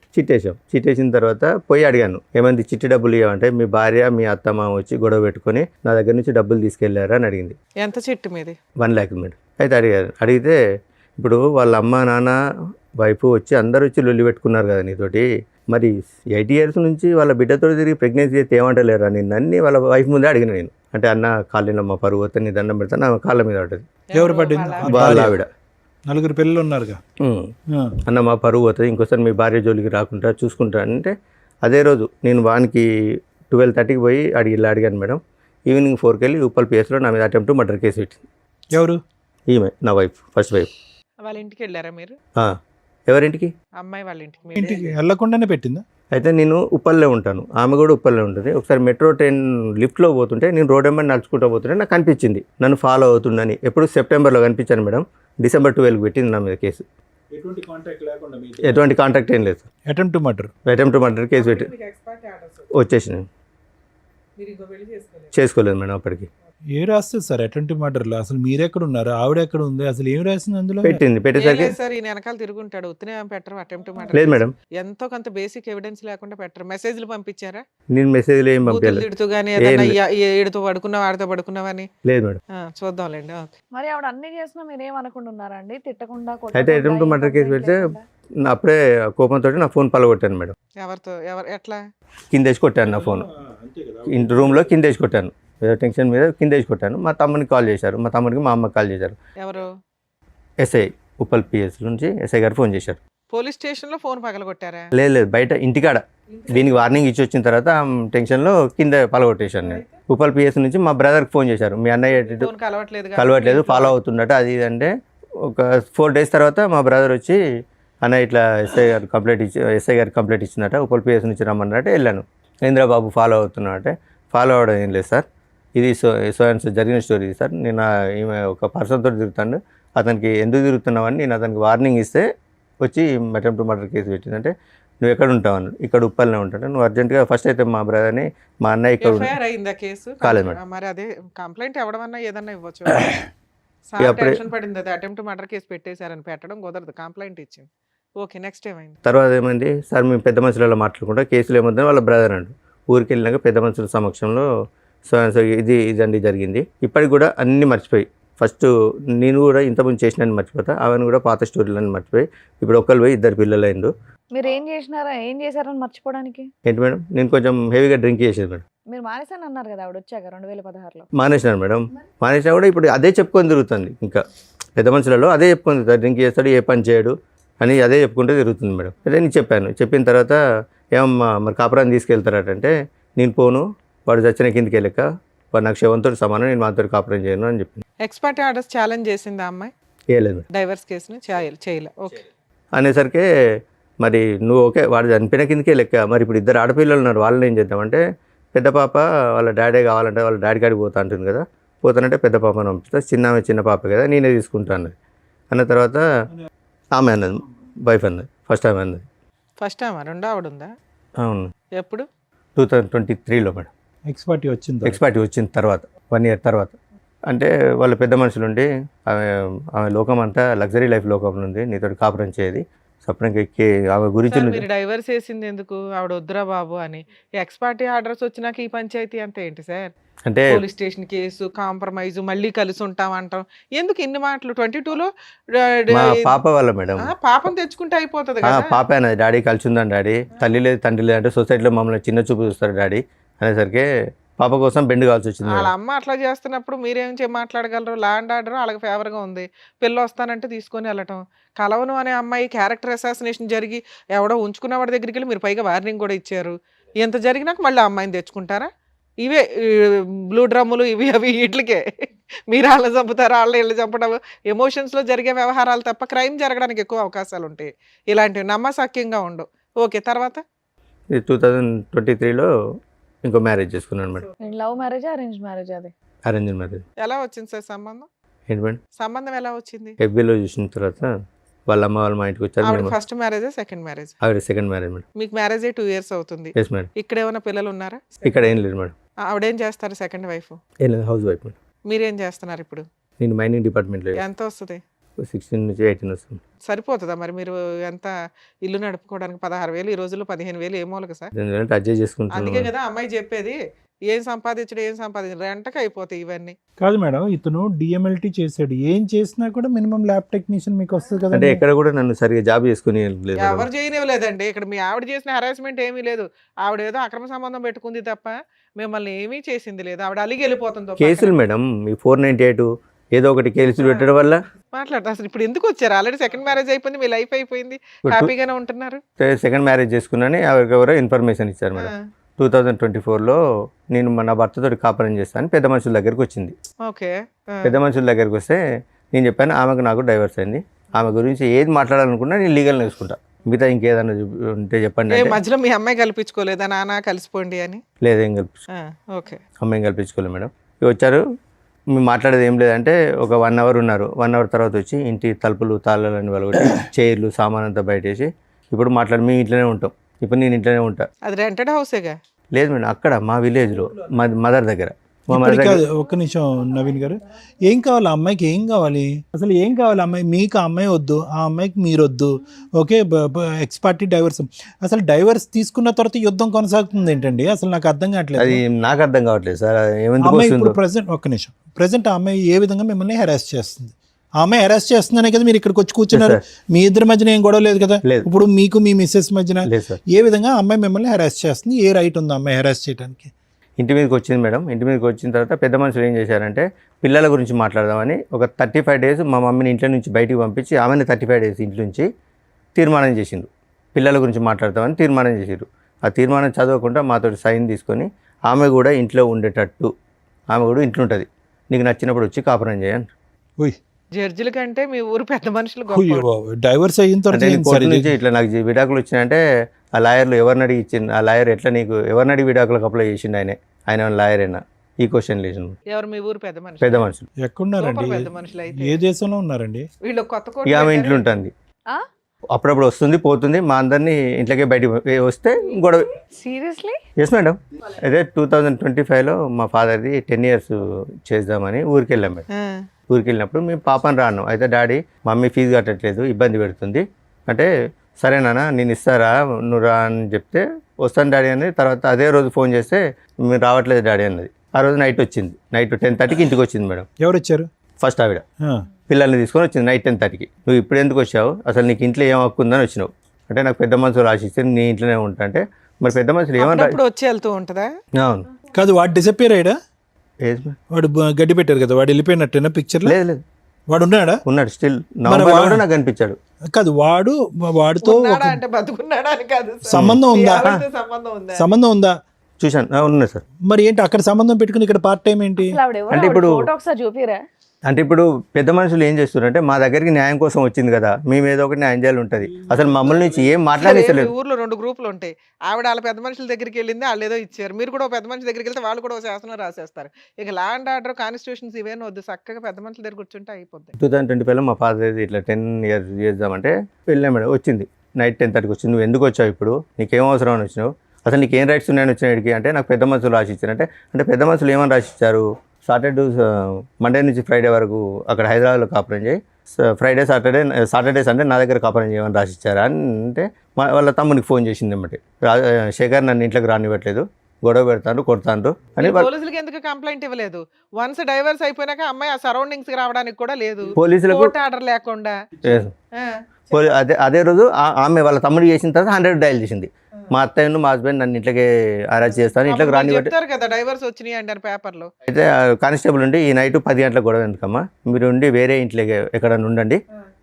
తెల్లారు రండి తెల్లారి కానిస్టేబుల్ చెప్పాడు వేరే ఇంట్లో ఉండమని. కానిస్టేబులే చెప్పాను మేడం, వేరే ఇంట్లో ఉండండి. ఇప్పుడు ఈ నైట్ ఇప్పుడు ఆమె ఏదో ఒకటి అంటే మీరు ఏదో ఒకటి అంటారు, గొడవ అవుతుంది అంటే వెళ్ళిపోయినాం మేడం. నైట్ 1 o'clock వాళ్ళ తమ్ముడు ఒక 6 రౌడీలను తీసుకొని అక్కడికి వచ్చింది. ఇప్పుడు రండి మాట్లాడదామని మా వెళ్ళిపోయారు మాట్లాడడానికి. లేదు మేడం, ఒక 6 రౌడీలను తీసుకొని వచ్చి మీద దౌర్జన్యం చేశారు. మా పాప ఏం చేసింది, మా సిస్టర్ని చెప్పి తీసుకొని కొట్టింది. చెప్పి తీసుకొని కొడితే లేడీస్ కొట్టుకుంటారు. మీ సిస్టర్ ని కొట్టిందా మీ అమ్మాయి? ఎందుకు గొడవ రెచ్చగొట్టాలని. మీ పాప మీకే Yes, ma'am. ఫేవర్. అక్కడ వాళ్ళు చెప్పినట్టు ఉంటుంది, ఇక్కడ నాకు ఫోన్ చేసి డాడీ నన్ను ఇబ్బంది పెడతారని నాకు చెప్పి మహానటి. ఓకే, చిన్నపిల్ల ఏమి అనలేం. చెప్పి తీసుకొని కొట్టేసరికి మా చెల్లె మా పాపను కొట్టింది. వాళ్ళిద్దరూ కొట్టుకుంటే బయటకు వెళ్ళిండ్రు. వాళ్ళ తమ్ముడు ఏం చేసిండు, వెనక నుంచి మా మీద ఇంతలా రాయి ఎత్తేసిండు. జస్ట్ మా అమ్మ కాలు స్కిడ్ అయ్యేసరికి ఇట్లా రాసుకుంటూ వెళ్ళింది. ఎవరు మీ అమ్మగారికి? మా అమ్మగారి రాసుకుంటూ వెళ్ళిన తర్వాత ఇదంతా మీ నాన్నగారు 10th anniversary రోజు. ఎస్ మేడం, ఎస్ సార్, అంటే తెల్లారితే 10th anniversary అదేలేండి. ఆ రోజు నైట్. మీరు చెప్తున్నవన్నీ నిజాలేనండి. Yes madam. ఇప్పుడు మీ ఆవిడతో మాట్లాడితే ఫస్ట్ వైఫ్ తో ఇప్పుడు లైవ్ వీడియోలు కూడా ఉన్నాయి మేడం. ఆ వాళ్ళు అమ్మాయి ఇవన్నీ చెప్తుంది. ఇప్పుడు ఈవిడ పరిస్థితి ఏంటి? ఇప్పుడు మీ సతీమణి, ఇప్పుడు భార్య, ఈవిడ పరిస్థితి ఏంటి? ఆవిడ ఓకే సార్. ఈవిడ ఓకే అంటే ఏ విధంగా ఓకే? ఇంత యుద్ధాలు జరుగుతుంటుంటే ఇంట్లో ఆవిడకి ఓకే ఎలా అవుతుంది? వాళ్ళ పేరెంట్స్ ఉంటారు, వాళ్ళు ప్రశ్నిస్తారు. అసలు ఆ అమ్మాయి రైట్స్ ఏంటి? ఇంకా మీ గొడవలు పెళ్లికి ముందు ఉన్నాయి, పెళ్లి తర్వాత ఉన్నాయి, విడాకులు అయిన తర్వాత ఉన్నాయి, ఎప్పటికీ కంటిన్యూ అవుతూనే ఉన్నాయి. మీరు మీ ఆవిడ అప్పుడు ఏం మాట్లాడలేదా? నువ్వు ఎందుకు వచ్చావు, మీరు ఎలాగో మాట్లాడలేదు, మీరు ఎలాగో తిట్టట్లేదు, పోనీ ఆవిడ కూడా మాట్లాడలేదా డివోర్స్ అయ్యాక ఎందుకు వస్తున్నావు అని చెప్పి? ఆవిడ లేరా అప్పుడు ఇంట్లో? ఎవరు ఉన్నారు? ఉన్నదా అమ్మాయి? ఇక మమ్మీ వాళ్ళు మాట్లాడుతున్నారు కదా, మమ్మీ వాళ్ళు మేము మాట్లాడుతున్నాం కదా, ఆమె ఏమి ఎంటర్ కాలేదు. మరి వీళ్ళెవరూ మాట్లాడలేదుగా. అదే రోజు గొడవ అయిన తర్వాత తర్వాత ఏమైంది? హాస్పిటల్ నెక్స్ట్ డే రండి పోలీస్ కానిస్టేబుల్ అన్నాడు. ఆ కథ ఏమైందో చెప్పండి. స్టేషన్కి వెళ్ళినాం. Very good. స్టేషన్కి వెళ్ళి ఇట్లా కంప్లైంట్ ఇస్తామంటే వాళ్ళు కూడా కంప్లైంట్ తీసుకొని వస్తున్నాడు అండి. ఆ రోజు మా బ్రదర్ ఉన్నాడు, మా మరిది నా మీద చేసిండు, నన్ను కొట్టిండని మా తమ్ముడిని ఇరికించింది. మా తమ్ముడిని మా బాబు మీద కేసు పెట్టింది. కేసు పెట్టేసరికి మీ మీద కూడా కేసు ఫైల్ చేయమంటాను, ఇద్దరి మీద ఎఫ్ఐఆర్ ఫైల్ చేస్తాను ఎస్ఐ గారు అడుగుతారు. మాకు పెద్ద మనుషులు రాసి ఇచ్చారు. సార్, పోలీసులు పెద్ద మనుషుల జడ్జిమెంట్లు ఎందుకు ఒబే చేస్తారండి? మీరు డైవర్స్ పేపర్ చూపించాలి కదా. చూపించిన మేడం, చూపించిన పెద్ద మనుషుల లీడర్షిప్ అన్నారా? ఏ పోలీస్ స్టేషన్ చెప్పండి, నాకు ఇప్పుడు మాట్లాడతాను. కొడకన్ల పోలీస్ స్టేషన్ మాట్లాడించండి. ఏఎస్ఐ అన్నాడా? డైవర్స్ చేసిన తర్వాత మీకు పెద్ద మనుషులు మీ ఫస్ట్ వారితో కలిసి ఉండమన్నారు, ఆ ఇంట్లో ఉండమని మీకు పోలీసులు చెప్పారా? ఎక్కడ వెళ్ళలేదండి. ఇప్పుడు పోలీసులు అంటే పోలీసులు ఆ ఇంట్లో ఉండమని మీ వైఫ్కి చెప్పారా? చెప్పలేదు మేడం. మీరు ఏ విషయం క్లారిటీగా అంటే మాట్లాడారు? మీరు తీర్మానం ఇచ్చినందుకు ఆమె ఇంట్లో ఉంటుంది, ఇట్లా చేస్తాను. మరి ఏంటి పరిస్థితి అంటే పెద్ద మనుషులు ఎస్ఐ గారికి ఏమన్నారంటే, సార్ ఇంకోసారి మేము రానివ్వము, ఆ అమ్మాయిని ఇంట్లోకి రానియమన్నాడు. అన్న తర్వాత కూడా ఇప్పుడు 3 times వచ్చింది. అది వేరే. పెద్ద మనుషులు పంచాయతీలు పనికిరావు అనేది క్లారిటీ వచ్చింది. మీకు ఎస్ఐ కూడా చెప్పాడు, మీరు ఎవరు జడ్జిమెంట్లు ఇవ్వడానికి పక్కకి వెళ్ళండి అని. సరే సార్, ఇంకోసారి ఎట్లాంటి బోడి పెత్తనాలు చేయమని పెద్ద మనుషులు అన్నారు, అంతేనా? నుంచి రానివ్వం అన్నారు, వాళ్ళు సైడ్ అయ్యారు, ఆ జడ్జిమెంట్ సైడ్ అయ్యింది. మీ వైపు అయినా లెక్క చేయకుండా వస్తుంది. ఇప్పుడు చిన్న చిన్న వాటికి మొన్న వస్తూనే పోలీస్ స్టేషన్ లో కేసులే వేసారు. నస తప్ప ఏమీ లేదు ఇందులో. అంటే మధ్యరాత్రి కొట్టడానికి కొడితే నా హ్యాండ్ ఇరిగింది, మా మమ్మీకి తలకాయ పగిలింది. అయినా మీ కేసు తీసుకోరు, అలాగే వాళ్ళు వేసిన కేసులు తీసుకోరు. ఈ నస మీకు నడుస్తానే ఉంది. మిమ్మల్ని నమ్ముకొని వచ్చిన సెకండ్ వైఫ్ అయితే మీకు కష్టాలు పడతానే ఉంది. ఇప్పుడు ఇక్కడికి ఎందుకు వచ్చారు? ఇక్కడికి ఎందుకు వచ్చారంటే మొన్న రీసెంట్ గా ఒక 3 months బ్యాక్ మా పాప ఇంట్లో నుంచి వెళ్ళిపోయింది. పెద్ద అమ్మాయి వాళ్ళు హరాచి చేసి వెళ్ళిపోయిందా, వాళ్ళు దాచిపెట్టారో తెలియదు. తెలుసుకుంటే నాకు ఫోన్ చేశారు. ఎవరు ఫోన్ చేశారు? పోచారం PS నుంచి ఎస్ఐ గారు ఫోన్ చేశారు. మీ అమ్మాయి మిస్ అయింది, మీ దగ్గరకు వచ్చిందని. నా ఫోన్ పని చేయకుంటే అసలు మీ అమ్మాయితో మాట్లాడుతున్నారా? ఎంత పెద్ద పంచాయతీ పెట్టిన అమ్మాయిని మాట్లాడుతుంది, మీతో మాట్లాడుతుంది. మీ అమ్మాయి వెళ్ళిపోయింది, మీ దగ్గరికి వచ్చిందట, ఇట్లా వచ్చి కంప్లైంట్ ఇచ్చారంటే మా మదర్ ఉంటే నా దగ్గర రాలేదు, మీ అబ్బాయి ఎక్కడ ఉంటే మా అబ్బాయి నా కాంటాక్ట్లో లేడు, మాకు తెలియదు అన్నారు. మధ్యరాత్రి 12 o'clock పోలీసులను తీసుకొని వాళ్ళ దగ్గర ఉంటారని కానిస్టేబుల్ తీసుకొని మా చెల్లె వాళ్ళ ఇంటికి సోదాకు వచ్చింది. 12 గంటలకు వస్తే మా బాబాయ్ ఆయన తిట్టడం ఈ నైట్ 12 o'clock ఏందండి పిటిషనర్ని పట్టుకుని మా ఇంటికి వచ్చేది ఏంటంటే మా బావ వాళ్ళ ఫ్రెండ్ ఒక అన్నాడు. అంటే మైనర్ అమ్మాయి కాబట్టి ఎవరో మైనర్ కాబట్టి తల్లి తండ్రి సంరక్షణ ఉండాలి, సో ఎవరో ఒకరు ఉండాలంటే తర్వాత ఆ రోజు 3 o'clock పాప మా మదర్కి ఫోన్ చేసింది. నానమ్మ నేను ఇక్కడ హన్మకొండ బస్ స్టాండ్లో ఉన్నాను, నన్ను ఇట్లా టార్చర్ పెడతారు, చిత్రహింసలు పెడతారు, నేను ఉండను, అందుకే ఇంట్లోకే పారిపోయినా, నేను ఆమెకు ఉండు ఇష్టం. నుంచి పారిపోవడం ఎందుకు? మీకు ఫోన్ చేసి మీ దగ్గరకు వచ్చేయచ్చుగా. అదే. అది తెలివితే అట్లా ఎందుకు? ఎవరు అసలు పెడుతున్నారు టార్చర్? వాళ్ళ అమ్మును వాళ్ళ మామ మొన్న రీసెంట్గా వాళ్ళ మామ ఇంట్లో ఫ్రెండ్స్ తోటి పార్టీకి ఏదో బర్త్డే ఫంక్షన్ ఉంటే వెళ్ళిందట. 5 o'clock వచ్చేది 7 o'clock వచ్చిందట. ఎక్కడికి వెళ్ళావని బెల్ట్ తీసుకొని కొట్టి బుట్ కాలుతోటి అన్నట ఫోన్ చేసి చెప్తుంది. మా ముందు మానటిస్తుంది. మీ అమ్మాయి ముద్దురు తెలివితేటలు మాకు అర్థం అవుతున్నాయి. ఏ పని చేసిందో మామ, ఇప్పుడు నువ్వు లేవు అక్కడ, మేనమామ కంట్రోల్ పెట్టాలి, పెట్టాడు. ఇగో ఇట్లాగే ఉంటాయి భార్యాభర్తలు విడిపోతే. ఆడపిల్లలు కానీ మగపిల్లలు కానీ టీనేజర్స్ ఇది ఒక డ్రామా. వాళ్ళకి ఫుట్బాల్ ఆడుకుంటారు పేరెంట్స్ని, వాళ్ళ క్యారెక్టర్లే పోతాయి. విడిపోయేటప్పుడు ఒక 100 సార్లు ఆలోచించండి. చెప్పండి. ఆవిడ దృష్టిలో ఆవిడ వాడుకుంటుంది, మీకు అవసరం వచ్చినప్పుడు మీరు వాడుకుంటున్నారు ఆ పిల్లని. ఇప్పుడు వాళ్ళ బ్రదర్ తోటి మాకు ప్రాణహాని ఉందా? ప్రాణహాని ఉంది మేడం. పోలీస్ స్టేషన్లో మీ అడ్వకేట్ ప్రైవేట్ కంప్లైంట్ ఇవ్వచ్చు. ఉన్న ఇన్సిడెంట్లు అన్ని ఇప్పుడు పెట్టి పెద్దమ్మాయి ఎక్కడ ఉంది నవీన్ గారు? వాళ్ళ దగ్గర ఉంది, వాళ్ళ దగ్గరే ఉంది. మళ్ళీ అక్కడే చేరింది ఆ అమ్మాయి. అక్కడే చేరింది. మీ దగ్గరకు వచ్చేస్తానని అనట్లేదు. వచ్చేసాను మాతో చెప్తుంది. అంటే ఇంట్లోంచి వెళ్ళిపోయేటప్పటికే, ఇంట్లోంచి బయటకు వెళ్ళినప్పుడే మీ అమ్మాయి మీకు ఫోన్ చేస్తుంది. పెళ్లి మిగతా టైంలో స్టేషన్లో కంప్లైంట్ అయినా అంటే సరే ఇస్తారు డాడీ అంటుంది, ఇవ్వట్లేదు. సరే ఇప్పుడు ఇవన్నీ ఎందుకు? వాళ్ళు మీ దగ్గరకు వచ్చినప్పుడు ఏ నష్టం జరుగుద్దో పోలీసులకు కంప్లైంట్ ఇవ్వడం, సర్దుకోవడం, మీ పని ఏదో మీరు చూసుకోవచ్చు. ఎందుకు వాళ్ళ ఇంట్లో ఏం జరుగుతుంది ఈ నశ ఎందుకు మీకు? ఎవరింట్లో? మీకు డైవర్స్ వచ్చినాయి, అయిపోయాయి. పెద్ద మనుషులు ఏదో పిలిచారు, అది క్లియర్ అయిపోయింది. 4 పీకారు, అది క్లియర్ అయిపోయింది. ఇప్పుడు మీ సెకండ్ వైఫ్తో మీరు ప్రశాంతంగా ఉంటే అప్పుడప్పుడు ఏదో న్యూస్ జరిగిద్ది, దాని మీద అడ్వకేట్ చూసుకుంటారు, పోలీసులు చూసుకుంటారు. దీన్ని ఎందుకు ఇంత రోజు అమ్మాయి ఏం చేస్తుంది, వస్తుందా రాదా, భార్య ఏం చేస్తుందా, వస్తుందా రాదా, ఇంటి మీద బామ్మర్ది ఏం చేస్తాడు, వస్తాడా, నలుగురు వేసుకొని రారా, ఇదెందుకు ఇంత ఆలోచిస్తున్నారు మీరు? మీకు మీ ఫస్ట్ వైఫ్ మీద ఏమైనా ఫీలింగ్స్ ఇప్పటికీ ఉన్నాయా? లేవు, ఫుల్ స్టాప్. మీ పెద్ద అమ్మాయి మీద మీకు ఏమన్నా అమ్మాయి కావాలి అనేటటువంటిది ఉందా? ఆ అమ్మాయి అక్కడ హెరాస్ తల్లిలాగా లైఫ్ నాశనం అవుతుందేమో అని ఆ అమ్మాయిని సేవ్ చేయాలనుకుంటున్నారు? మిమ్మల్ని నమ్ముకుని వచ్చిన సెకండ్ వైఫ్ మీద మీకేమీ లేదా? ఉన్నది మేడం. ఏమిటండి, ఏమన్నా ఉందా? మాకే కోపం వస్తుంది. సెకండ్ వైఫ్కి రావాలి అసలు. ఏంది తింగరగాడిని ఎట్లా పెట్టుకుని కవర్ చేస్తున్నామని సెన్స్ ఉందా? ఉన్నప్పుడు భార్య క్యారెక్టర్ లేదని అంటున్నారు, క్యారెక్టర్ లేని భార్య కావాలంటున్నారు. కూతురేమో ఒకసారి నాకు ఫేవర్, ఒకసారి అమ్మకి ఫేవర్ అంటున్నారు. వాళ్ళు వద్దు అనుకుని డైవర్స్ చేశారు, వచ్చేసింది. అయినా ట్రై చేశారు, రాలేదు. వన్స్ మీరు పూర్తిగా క్లోజ్ అయిపోతున్నారు, వేరే అమ్మాయిని చేసుకొని అని తెలిసినాక ఆవిడ వచ్చినాక మిమ్మల్ని నమ్ముకొని ఎవరమ్మ ఒక అమ్మాయి వచ్చి విత్ క్యారెక్టర్తో వచ్చి మీ పక్కన కూర్చున్నప్పుడు ఆవిడకి ఎక్కువ ఇంపార్టెన్స్ ఇచ్చుకోవాలి సెకండ్ వైఫ్కి. ఈ అమ్మాయిది చిన్న చిన్న నసలు కొన్ని రోజులు జరుగుతాయి, ఆ నసలేవో క్లియర్ చేసుకోవాలా, ఊరుకోవాలా. స్టిల్ ఇప్పటికీ తవ్వుకుంటున్నారు మీరు ఇదే పనిగా. సంపాదించేది పావల, పంచాయతీలు 100. సరే ఓకే, ఇక్కడికి ఎందుకు వచ్చారు? ఇప్పుడు నా అడ్రస్ తెలుసుకోవడానికి ఏదో ఒకటి పాపని ఎర్రగా వాడుతుండ్రు, లేకపోతే అక్కడికి వెళ్ళి మా మమ్మీని అరెస్ట్ చేసి చేయొచ్చు కదా సార్, మీ చేతిలో ఉంది ఆయుధం, ఫోను. అంటే ఇంటికి వెళ్ళి మమ్మీని అరెస్ట్ చేస్తాను మేడం. మీ అమ్మగారు కంప్లైంట్ ఇస్తే అయిపోతుంది. చాలా కంప్లైంట్ ఇస్తే ఎస్ఐ గారు పెద్ద మనుషులలో మాట్లాడుకుంటున్నారు అంటున్నారు కదా, అడ్వకేట్ని పెట్టుకుంటే ప్రైవేట్ కంప్లైంట్ అయిపోయాయి. Simple process. మీతో పాటు ఎవరైనా వచ్చారా? ఎవరు రాలేదు. వాళ్ళు కూడా నీతోటి మేము తిరగడం వల్ల వాళ్ళు కూడా మమ్మల్ని స్ట్రగుల్ చేస్తారని. యాక్చువల్లీ ఏంటంటే పెద్ద మనుషులు జరుగుతుంటే కూడా నా మీద అంటే మామూలుగా ఎంసీ కేసు వేసింది మేడం. అంటే ఇక్కడ మళ్ళీ పెద్ద మనుషులలో సెటిల్ చేసుకుంటే మళ్ళీ ఎంసీ తిరగాలని నేను ఫీజు కట్టట్లేదు మేడం. సార్ మీతో పాటు ఎవరైనా వచ్చారా? నా రెండో భార్య వచ్చింది మేడం. హలో అండి, మీ పేరు? శ్వేత మేడం. శ్వేత గారు. సో విన్నారు కదండి ఇప్పటివరకు ఆయన చెప్పింది. సో మీరన్నా గట్టిగా ఏదో ఒకటి మాట్లాడొచ్చు కదా. అంటే ఇప్పుడు ఆయనకి కూతురు మీద ప్రేమ ఎక్కువ ఫస్ట్ నుంచి కూడా. నేను ఏం చెప్పినా కానీ వినే సిచ్యువేషన్ లేదు. మీరు బయట నుంచి వచ్చారన్న ఒక ఫీలింగ్ ఒకవేళ నేను ఏమన్నా చెప్పినా అమ్మాయి వచ్చి తండ్రిని కూతుర్ని విడదీసేసింది అని అంటారని నేను ఇప్పటి వరకు కామ్గా ఉన్నాను. పైగా ఇంకోటి ఏంటంటే నేను ఒక ఆడపిల్లని, ఆ అమ్మాయి ఒక ఆడపిల్ల, ఫస్ట్ నుంచి బాధలు పడుతూనే ఉంది. అంటే వీళ్ళ పేరెంట్స్ ఆ అమ్మాయి ఆమెను ఈయన కలిసి ఫస్ట్ నుంచి ఇబ్బంది పెడుతూనే ఉన్నది అని చెప్పేసి నేను కూడా సరే మాట్లాడు అని చెప్పేసి ఊరుకున్నాను నేను. ఓకే, ఇంకా కూతురే కదా అని మాట్లాడమని వదిలేశారు. కానీ ఆ అమ్మాయి ఒక్క నిమిషం శ్వేత గారు, ఇప్పుడు ఆ అమ్మాయి ఆ అమ్మాయి యొక్క మెంటల్ స్టేట్ స్టేబుల్గా ఉందని అనుకోవచ్చా? ఎవరు ఇప్పుడు ఓకే ఇతనికి ప్రేమ ఉంది, ఒక నిమిషం నా మాట వినండి, ఈ యుద్ధాలు గొడవలు ఇవన్నీ చూసి ఆ అమ్మాయి ఆల్రెడీ మెంటలీ డిప్రెస్ అయ్యిందేమో అని నాకు అనిపిస్తుంది. ఆ అమ్మాయికి ఒక స్టెబిలిటీ లేదు, స్నేహితులు గీతులు అనేటటువంటి వరదలో కొట్టుకుపోతుంది. రాత్రి అర్ధరాత్రి అనక అపరాత్రి అనక ఇంటికి వస్తుంది. తిట్టినప్పుడు నాన్న గుర్తొస్తున్నాడు, తిట్టినప్పుడు ఇంట్లో వాళ్ళు నిలదీనప్పుడు ఆ ఇంట్లో ఉంటుంది. నిజంగా ఆ అమ్మాయికి సపోర్టివ్గా ఇతను ముందుకు వెళ్ళాలి అంటే కనుక ఇతని లైఫ్ మీ లైఫ్ మీ కాపురం రిస్క్లో పడుతుంది. నేను అందుకే సార్ ఎస్, ఇప్పుడు ఈరోజు మీరు ఏంటంటే నేను ఒక ఆడపిల్ల గురించి నేను ఎలా మాట్లాడతాను, వచ్చిందంటే సవతి తల్లి వచ్చి సొంత కూతురిని దూరం చేస్తుంది అనేటటువంటి మాట దూరం మాట. ఈరోజు అతను ముందుకొచ్చి ఫీజు కడతానన్నా, అతను వచ్చి ఆ అమ్మాయి సంరక్షణ తీసుకుంటానన్నా అంత సాఫీగా జరిగేటటువంటి అంశమా? ఫస్ట్ ఆఫ్ ఆల్ ఆ అమ్మాయి వస్తుందా? దామ్మ తలుపులు తీసావు రా అంటే ఆ అమ్మాయి వస్తుందా? I don't think so. అక్కడ వాళ్ళ ఇంట్లో గర్జించినప్పుడు, నిలదీసినప్పుడు, ప్రశ్నించినప్పుడు నాన్న అని అంటుంది, ఆ తర్వాత షట్. ఇప్పుడు ఆ అమ్మాయి గురించి ఇతను అంటే తప్పుగా అనుకోకండి, కూతురు మీద ప్రేమ ఉంటే కనుక ఆ యుద్ధం ఇప్పుడు కాదు ఎప్పుడో మొదలవ్వాలి. ఎప్పుడో కూతురు గురించి యుద్ధం అనేది ఎప్పుడో మొదలవ్వాలి, అప్పుడు మొదలవ్వలేదు.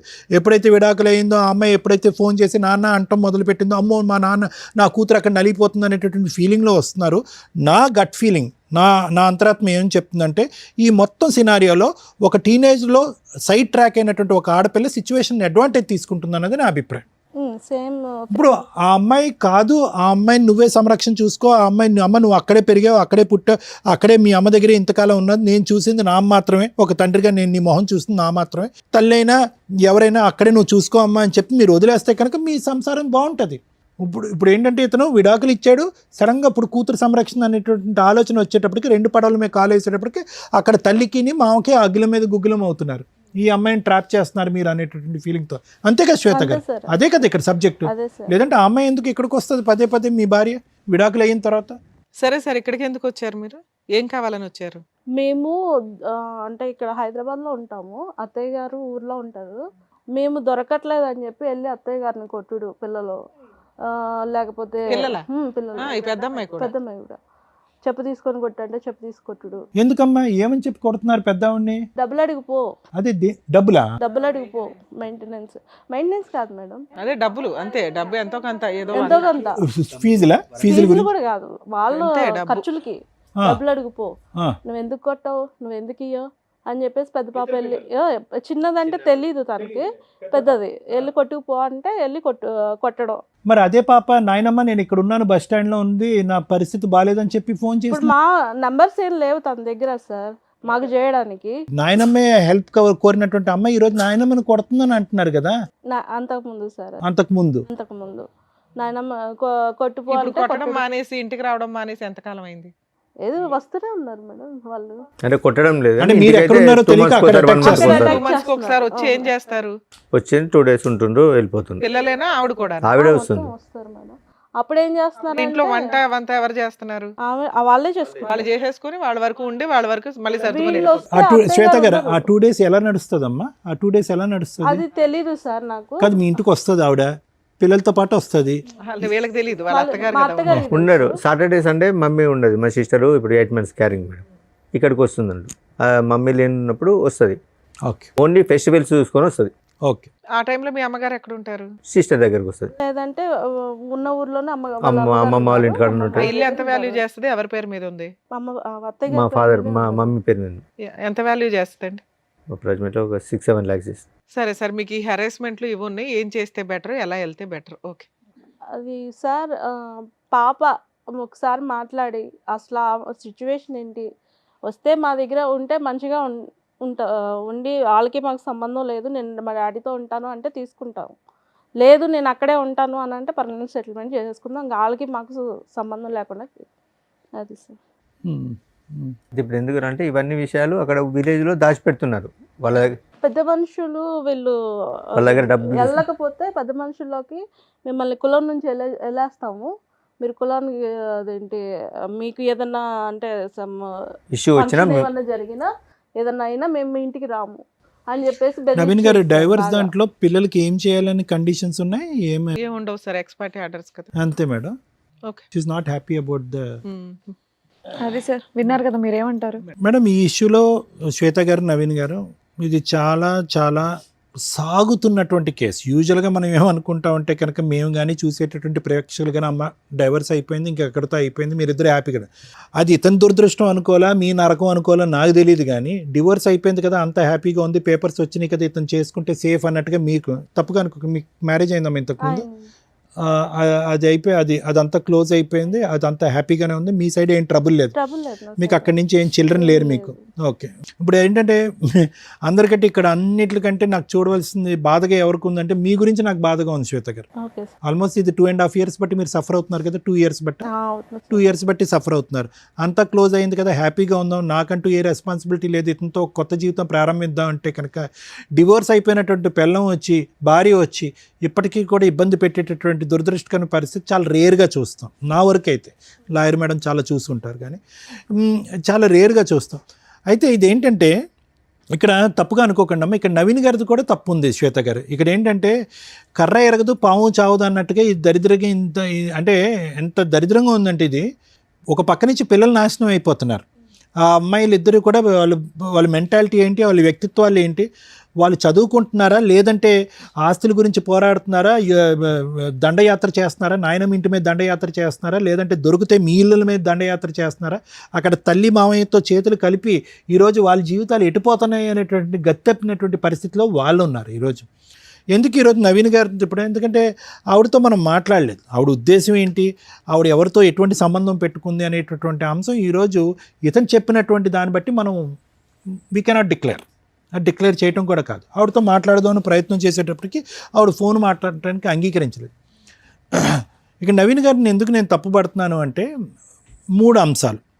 ఒకటి తాగుడు, ఆవిడకి ఎక్కడో నమ్మకం పోయింది. ఓకే సరే, ఆవిడ వెళ్ళిపోయిన తర్వాత తాగాడా ముందు ఉన్నప్పుడు తాగాడా అనేటటువంటిది ఒకటి, అది చిన్న అంశం వేశారు, ఇప్పుడు మానేశాను కదా ఇప్పుడు ఏం తాగట్లేదని మీరు అంటారు, అది పక్కన పెట్టండి. రెండోది ఏంటంటే బాధ్యత. ఆవిడ ఏంటంటే మొదటి నుంచి ఇతను పని చేయాలి, ఇది చేయాలి, అది చేయాలంది. మూడో అంశం ఏంటంటే కనుక ఈ నాంచుడు ధోరణి ఏదైతే ఉందో ఆవిడ నాంచిందా ఇతను నాంచాడు అనేది కాదు. వీళ్ళిద్దరూ 2008 పెళ్ళయిన తర్వాత 2023లోనో 22లోనో డైవర్స్ వచ్చిందండి. 22లో సార్, 22లో డైవర్స్ వచ్చింది. అదో 2 ఇదో 2 అంటే దగ్గర 14 సంవత్సరాల పాటు వీళ్ళు కొట్టుకుంటూనే ఉన్నారు. పెళ్లి చేసుకుని పట్టుమని 1-2 సంవత్సరాలు కూడా హ్యాపీగా లేరు, కొట్టుకుంటూనే ఉన్నారు.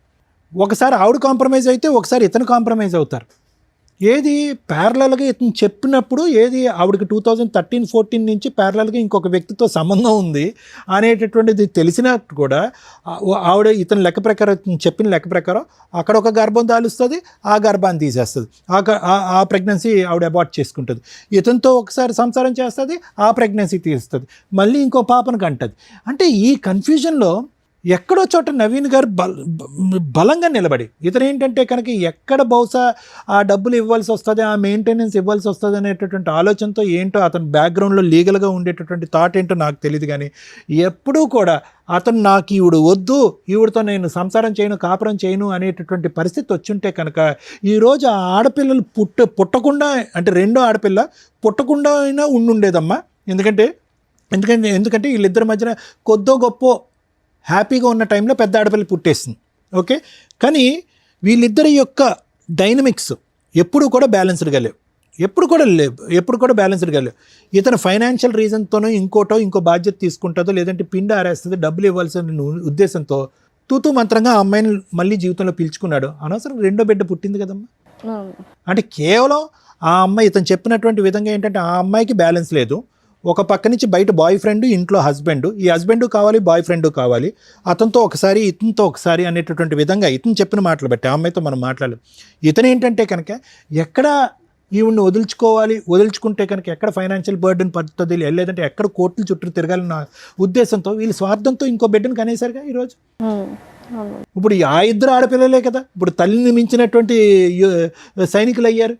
ఆ తల్లి చేసేటటువంటి యుద్ధకాండ దహనకాండ కంటే వాళ్ళిద్దరూ దాడి చేస్తున్నారుగా, నాయనమ్మ మీద పెట్టి కొట్లాడుతున్నారు కదా.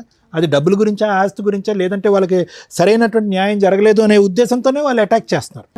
ఈరోజు వాట్ ఎవర్ ద డైవర్స్ ఏదైతే ఉందో, ఎక్స్పార్టీ డైవర్స్ వచ్చిందో అందులో ఉండేటటువంటి కండిషన్తో వీళ్ళిద్దరం భార్యాభర్తలుగా విడిపోయామనే కానీ ఇతని పిల్లలకి ఎటువంటి న్యాయం చేయట్లేదు అనేటటువంటి ఉద్దేశంతో ఆ తల్లి వాళ్ళని ఉసుగొలుపుతుంది. వాళ్ళు న్యాయపరమైనటువంటి విధంగానే ముందుకు వస్తున్నారు. మాకేంటి మీకేంటి, మాకేంటి, మా పోషణ ఏంటి, మా ఆలోచన ఏంటి, మా భవిష్యత్తు ఏంటి, మా పెళ్ళి ఏంటి అనేటటువంటి ఆ విషయం గురించి లెక్క తేల్చుకోవాలిగా నవీన్ గారు. అవునండి. ఇక్కడ ఏంటి ఆవిడ వచ్చి ఇక్కడ ఏంటి నాకు నువ్వు భర్తగా కావాలి, డైవర్స్ మాట పక్కన పెట్టు, నేనే నీతో కాపురం చేస్తాను, నువ్వు సెకండ్ భార్యగా నువ్వెవరు అనే మాట ఆవిడ అనట్లే. ఇప్పుడు వచ్చేటటువంటి అంశం మనకు తెలియనటువంటి సీక్రెట్ ఏదన్నా ఉంది అంటే కనుక ఆ పిల్లల భవిష్యత్తు దృష్ట్యా ఏం న్యాయం చేశారు అలాంటప్పుడు పిల్లల్ని కనకూడదు. అది ఇక్కడ వచ్చేటటువంటి లైవ్లో ఉండేటటువంటి గొడవ. అది ఈ మధ్యలో ఏమవుతుందంటే ఓకే ఇవన్నీ లీగల్ పరమైనటువంటి అంశాలు, నాకు ఉన్నటువంటి పరిజ్ఞానం ఆ మాత్రమే, ఆ అంశం నేను పక్కన పెడతాను. కానీ ఇక్కడ తేల్చుకోవాల్సిన ప్రేక్షకులకు ప్రత్యేకంగా చెప్పేటటువంటిది అంశం ఏంటంటే భార్యాభర్తల మధ్యన మీ ఇద్దరి మధ్యన ఏమైనా డిఫరెన్సెస్ ఉంటే ఐదర్ మీడియేషన్ కానీ లేదంటే కౌన్సిలింగ్ ద్వారా కలిసే అన్నటువంటి ప్రయత్నం చేయండి, లేదంటే లీగల్ పరమైనటువంటి స్టెప్స్ తీసుకుని విడిపోవటానికైనా ప్రయత్నం చేయండి. ఏదైనా కూడా త్వరగా జరగాలి. ఆ న్యాయం కలిసి ఉండేటటువంటి న్యాయం అయినా త్వరగా జరగాలి, లేదంటే విడిపోయేటటువంటి న్యాయం అయినా జరగాలి. ఎందుకంటే ఇందులో ప్రత్యేకంగా ఈ యుద్ధంలో పిల్లలు పావులు అవుతారు, ఫైనల్గా పిచ్చి వాళ్ళు అవుతారు. ఇప్పుడు చూడండి ఆ పిల్లలు పెద్ద అమ్మాయి ఖచ్చితంగా నేను చెప్తున్నాను ఆ అమ్మాయి మానసికపరమైనటువంటి స్టెబిలిటీ మీద ఒక క్వశ్చన్ మార్క్ ఉంది, చదువు సంధ్యల మీద ఎటువంటి దృష్టి పడుతుంది అనేటటువంటి అంశం మీద ఒక క్వశ్చన్ మార్క్ ఉంది, వ్యక్తిత్వం ఏం మారిపోతుంది అనేటటువంటి దాని మీద క్వశ్చన్ మార్క్ అవుతుంది. ఎందుకంటే ఉదయం లేచిన దగ్గర నుంచి సాయంత్రం వరకు వాళ్ళకి ఫుల్ టైం ఎజెండా ఏదన్నా ఉంది అంటే తండ్రి ఎక్కడ ఉన్నాడు, ఆ అమ్మాయి పెళ్లి చేసుకున్న శ్వేత ఎక్కడుంది, వాళ్ళిద్దరు దొరుకుతారా, లేదంటే వాళ్ళు దొరకనప్పుడు ఆ ఇంటి మీద దాడి చేద్దాం, మాకేం రావాల్సినటువంటిది కరెక్టే, వాళ్ళు ఫైట్ చేసేటటువంటిది బహుశా వాళ్ళు ఆడపిల్లలు ఫైట్ చేసేటటువంటి దాంట్లో న్యాయం ఉందండి. ఎందుకంటే మీరిద్దరు సుఖ సంతోషాలని సింపుల్గా డైవర్స్ వచ్చేసింది, మీరిద్దరు హ్యాపీగా ఉన్నారు, రేపో మాపో మీకు ఒక పిల్లో పుడుతుంది, మా పరిస్థితి ఏంటి అనేటటువంటి అభద్రత గురించి మాట్లాడుతున్నారు ఆ పిల్లలు. దానివల్ల వాళ్ళు మానసికంగా డిజాస్టర్ అయిపోతున్నారు. దాంతోపాటు ఏంటంటే వాళ్ళ అమ్మ ఒక పక్క నుంచి వాళ్ళ మావయ్య ఒక పక్క నుంచి వాళ్ళిద్దరు బ్రెయిన్లో ఫీడింగ్ ఇచ్చేటప్పటికి ఇద్దరు ఆడపిల్లల యొక్క మానసిక పరిస్థితి కంప్లీట్గా ఇంబ్యాలెన్స్ అయింది. సో నా వరకు ఏంటంటే ఎవరైనా కూడా దయచేసి పిల్లల మీద ఇటువంటి ప్రభావం పడేంత వరకే యాజ్ ఇట్ ఈస్ టీనేజ్లో ఉండేటటువంటి ఆడపిల్లలైనా అబ్బాయిలైనా వాళ్ళ యొక్క ఎడ్రినర్జిక్ రెస్పాన్స్ వల్ల వాళ్ళు కొద్దిగా హైపర్గానే ఉంటారు, అడ్వెంచరస్గానే ఉంటారు, ఛాలెంజింగ్గానే ఉంటారు, స్టబర్న్గా ఉంటారు, మొండిగా. ఇవన్నీ కూడా హార్మోన్ పరమైనటువంటి మార్పు. కానీ అది 30% అయితే కనుక ఇటువంటి మానసిక పరిస్థితి క్రియేట్ చేసేటటువంటి తల్లిదండ్రులు మన స్వార్థపూరితమైనటువంటి ఆలోచనల గురించి ఈరోజు అమ్మాయి ఖచ్చితంగా డబుల్ గేమ్ ఆడట్లే. పెద్ద అమ్మాయి ఇంట్లో వాళ్ళ అమ్మ నాన్న గర్జించినప్పుడు లేదంటే వాళ్ళ అమ్మని మామయ్య గర్జించినప్పుడు ఒక విధంగా.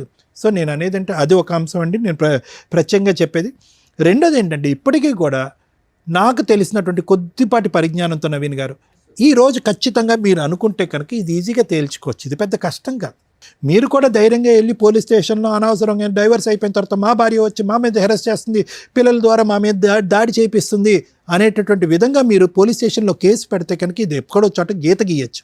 కానీ మీకున్న భయం ఏంటంటే బహుశా ఇక్కడ ఏంటంటే ఎంతో కొంత లెక్క చెప్పో ఫైనాన్షియల్గా వాళ్ళకి ఒక అడ్వాంటేజ్ ఇచ్చో లేదంటే ఒక భవిష్యత్తు పరమైనటువంటి ఒక గ్యారంటీ ఇచ్చో మీరు బయటపడాలి. దానికి మీరు మెంటల్గా ప్రిపేర్ అవ్వలేదు. పెద్ద పాప పాడైపోతుంది, అక్కడ హెరాస్మెంట్ గురవుతుంది, వాళ్ళ అమ్మ దారిలో నడుస్తుంది కాబట్టి నేను పెద్ద పాప మీద జాలి చూపెడుతున్నానంటే కన్న కూతురు కాబట్టి మీకు ఆ ఫీలింగ్ ఉంటుంది. కానీ అది ఇక్కడ ప్రయారిటీగా మాట్లాడవలసినటువంటి అంశం కాదు, అది మనస్ఫూర్తిగా మీ ఆలోచన కూడా కాదు. ఎక్కడ పిల్లలకి లెక్క చెప్పాలో, ఏ విధంగా వాళ్ళు భవిష్యత్తును నిలబెట్టాలో, ఏ విధంగా బాధ్యత తీసుకోవాలో, ఏ విధంగా పెళ్ళిళ్ళు చేయాలో, ఏ విధంగా వాళ్ళిద్దరికి ఒక ఫైనాన్షియల్ స్టెబిలిటీ ఇవ్వాలో అనేటటువంటి ఈ ఎజెండాను చూసి బహుశా మీరు భయపడుతూ ఆ హెరాస్మెంట్కి ఒక పక్క నుంచి మీరు దాసోహం అంటున్నారే కానీ ఆ బ్యాలెన్స్ ఆ లెక్క అనేటటువంటిది తేల్చుకోవటానికి మీరు ఇష్టపడండి. మీరు ఎప్పుడైతే కనుక ఆ లెక్క అనేటటువంటి తేల్చుకుంటారో ఈ కాన్స్టెంట్గా మీ భార్య దగ్గర నుంచి కానీ మీ కూతురుల దగ్గర నుంచి కానీ మీకు కానీ మీ అమ్మగారి మీద కానీ జరిగేటటువంటి హెరాస్మెంట్కి ఫుల్ స్టాప్ చెప్పలేరు అనేటటువంటిది నా అభిప్రాయం. Thank you sir. Madam sir ఇప్పుడు ఏమైనా కేసులు పెండింగ్ ఉన్నాయా? ప్రజెంట్ ఏం లేవు. మొదటి భార్య హక్కులు వర్సెస్ రెండో భార్య హక్కులు వర్సెస్ భర్త హక్కులు, వీటి గురించి కొంచెం బేసిక్ నాలెడ్జ్ ఉంటే ఈ కేసు ఇక్కడ దాకా వచ్చేదే కాదు. ఇక్కడ అప్రిషియేట్ చేయాల్సిన వ్యక్తి ఎవరు అంటే సెకండ్ వైఫ్. ఎందుకు అంటే ఒక వ్యక్తిని నమ్మి ఆల్రెడీ ఫస్ట్ ఏదో డైవర్స్ అవుతాయి, సెకండ్ వ్యక్తిని నమ్మినప్పుడు ఏం చూసింది అంటే డైవర్స్ పేపర్ చూసింది. ఏంటి డైవర్స్ పేపర్స్? ఎక్స్పార్టీ ఆర్డర్స్ వస్తే ఆ ఆర్డర్ లీగల్గా వ్యాలిడా అంటే ఆఫ్టర్ 6 months చేసుకునే మ్యారేజ్ లీగల్గా వ్యాలిడ్. ఇప్పుడు వాళ్ళ ఫస్ట్ వైఫ్ ఛాలెంజ్ చేసి అపీల్ కోర్టులో హైకోర్టులో ప్రొసీడ్ అయితే మీరు చాలా న్యూస్ల్లో చూస్తూ ఉంటారు, డైవర్స్ కేసు పెండింగ్ ఉండగా మ్యారేజ్ వ్యాలిడ్ అని. సగం ఇన్ఫర్మేషనే మీకు తెలుసు. ఇలాంటిది వ్యాలిడ్. ఎలాంటిది?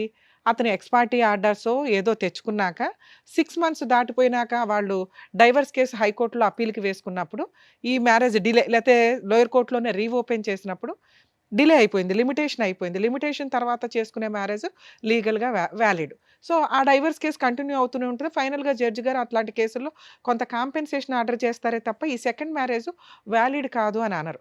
సో, ఎవరన్నా జెంట్స్ గాని, లేడీస్ గాని మీకు X party orders, divorce copies కనుక చూపిస్తే 6 మంత్స్ కంప్లీట్ అయిందా లేదా చూసుకొని ఆఫ్టర్ 6 మంత్స్ మ్యారేజ్ చేసుకోండి. అది లీగల్‌గా వ్యాలిడ్.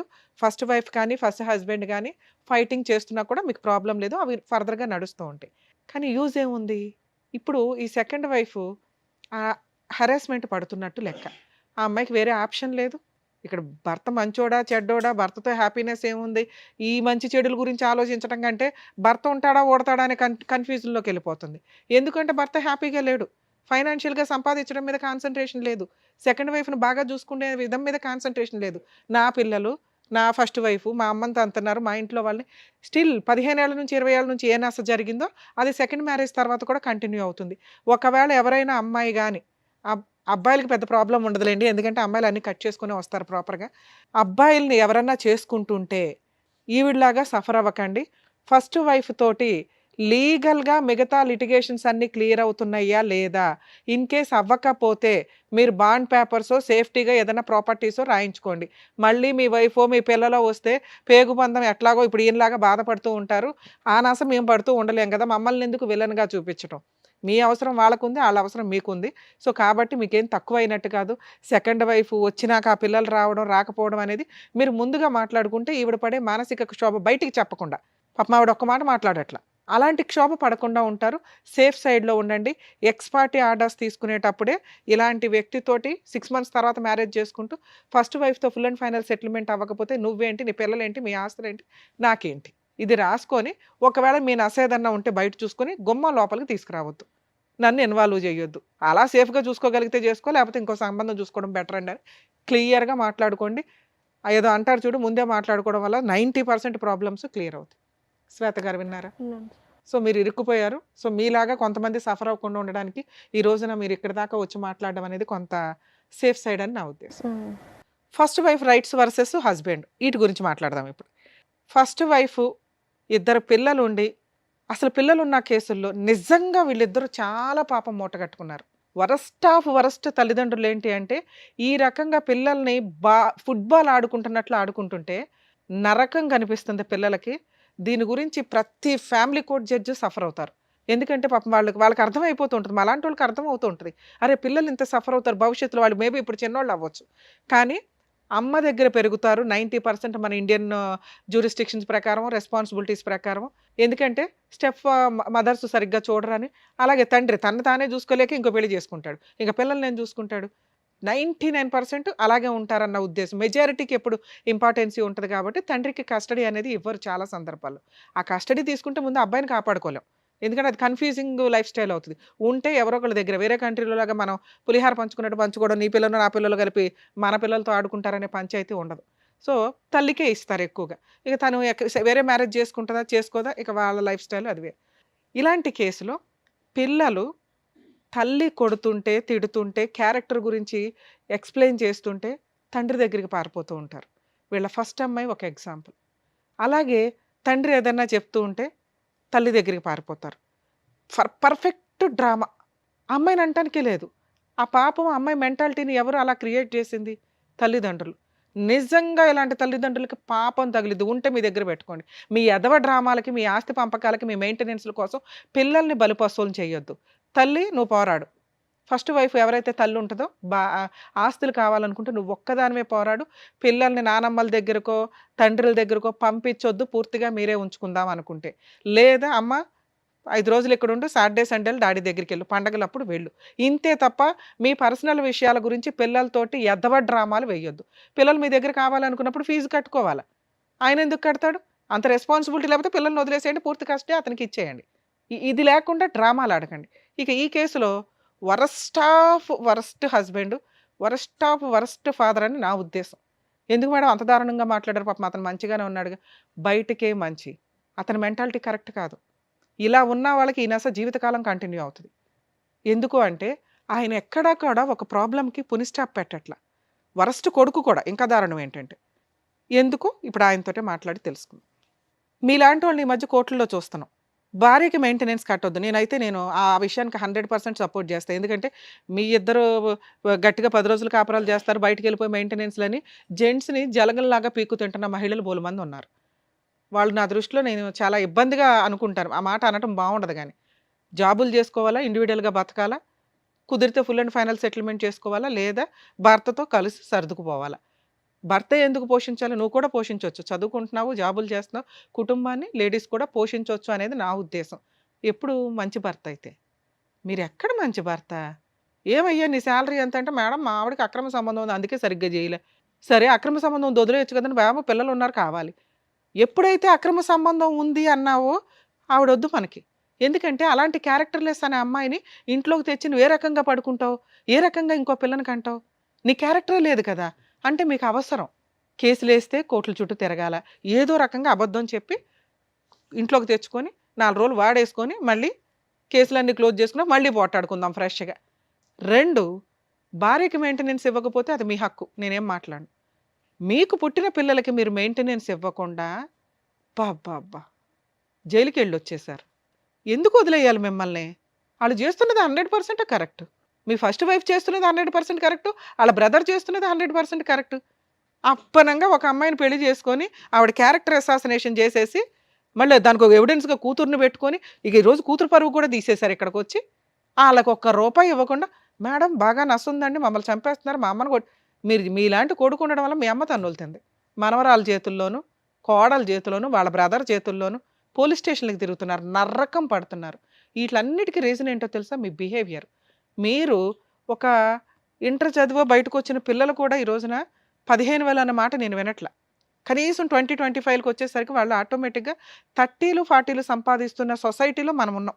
మీరు స్టిల్ ఇప్పటికీ 15,000 అని చెప్తున్నారు తెలుసా? 18 మేడం. 18 చూసారా? 3,000 మీకు చాలా. ఆఫ్టర్ ఆల్ సార్ ఈరోజు మనం ఒక చోట నుంచి ఇంకో చోటకి వెళ్తే 3,000 ఈజీగా అయిపోతాయి. అలాంటి 18,000 మీరు ఎన్ని రోజుల నుంచి సంపాదిస్తున్నారో నాకు అర్థం కాల. ఈవిడికి చెప్పడానికి ఏదో జాబ్ చేసి ఉంటారు, అదే కంటిన్యూ. కానీ ఇక్కడ మీరు కరెక్ట్గా లేరు కదా, అది క్లియర్ చేసుకోవాలి ఫస్ట్. ఓకే, నన్ను ఎవరో ఒకరికి న్యాయం చేయండి. మిమ్మల్ని నమ్ముకుని ఒక అమ్మాయి వచ్చింది, ఈవిడే మీ లైఫ్. ఇంకా పిల్ల, రెండో పిల్ల, ఫస్ట్ భార్య ఇవి కాదు. ఈవిడికి ఫస్ట్ అమ్మాయికి నేను న్యాయం చేయాలా, రమ్య గారు చెప్తున్నారు. పిల్లలకి న్యాయం చేయాలా, రమ్య గారు చెప్తున్నారు. కన్న తల్లికి న్యాయం చేయాలా, రమ్య గారు చెప్తున్నారు. నన్ను నమ్ముకొని ఇంకో అమ్మాయి వచ్చింది, ఆవిడకన్నా న్యాయం చేద్దాం, ఇక్కడ నుంచి కొత్త లైఫ్ స్టార్ట్ చేద్దాం అని అనుకుంటే ఇంకోసారి ఇట్లాంటి స్టేజ్ మీద కూర్చోకండి. ఏం చేయాలి మరి? ఈ అమ్మాయిని కాపాడాలంటే వాళ్ళకి న్యాయం చేయాలి. ఈ అమ్మాయికి న్యాయం చేయాలంటే ఏం చేయాలి? వాళ్ళకి న్యాయం చేయాలి. మీ అమ్మకి న్యాయం చేయాలంటే ఏం చేయాలి? వాళ్ళకి న్యాయం చేయాలి. ఏమి న్యాయం చేయాలా? ఉన్నది ఒక 6 లక్షలు ఇల్లు, అది మీ అమ్మగారిది. ఉన్నది ఒక 1/2 ఎకరం, అది 3 వాటాలు. అంటే మీ దగ్గర ఏమీ లేవు పంపకాలు చేయడానికి.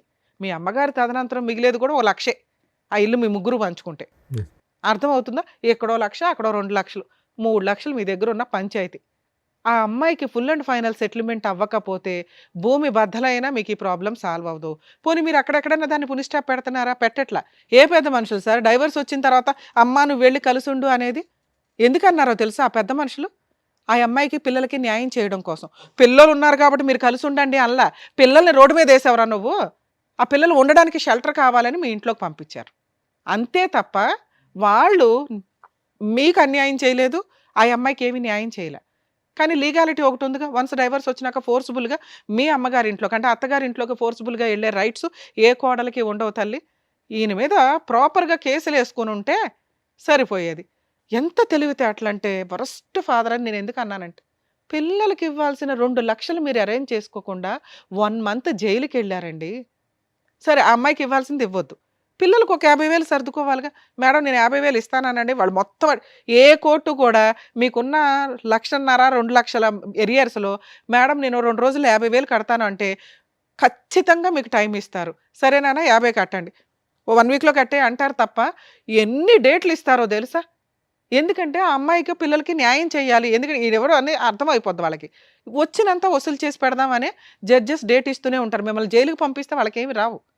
క్లియర్, అక్కడతో క్లియర్. అర్థమవుతుందా? అమ్మ ఇలాంటి కేసుల్లో హస్బెండ్ ఏమి ఇవ్వకపోతే జైలుకి వెళ్తే వెళ్ళనివ్వడు, వాళ్ళకి బుద్ధి వస్తుంది. కానీ అలవాటు అయిపోయింది ఇక్కడ. సో పిల్లలకి మెయింటెనెన్స్ వసూలు చేసుకునే హక్కు మీకు ఉంటుంది. ఈ రకంగా నసగా వెళ్ళటం కరెక్ట్ కాదు. ఎందుకంటే ఇప్పుడు ఈ ఎఫెక్ట్ మీ జీవితం మీద పడింది, ఇతని జీవితం మీద పడింది, పిల్లల మీద పడుతుంది. ఇంకెంత పాపం మూట కట్టుకుంటాం?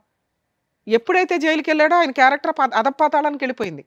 పిల్లలకి మెయింటెనెన్స్ ఇవ్వకుండా వెళ్ళిన వ్యక్తి విషయంలో పెద్ద మనుషులు కానీ కోర్టులు కానీ ఏమీ చెయ్యవు, వేస్ట్. ఇంకా అట్లాంటి వాళ్ళు ఉన్నా వేస్ట్ అనుకోండి. దయచేసి పెద్ద మాట మాట్లాడా, మీకు అర్థమైతే బెటర్. కనీసం పిల్లల్ని ఎట్లా ప్రొటెక్ట్ చేసుకోవాలి, పిల్లల్ని ఎట్లా చదివించుకోవాలి. గవర్నమెంట్ చదువులు చాలా ఉన్నాయి తల్లి, చదివించుకోండి. వాళ్ళని ఫుట్బాల్ లాగా ఆడితే రేపొద్దుట ఇవే లక్షణాలు పిల్లకి వస్తాయి.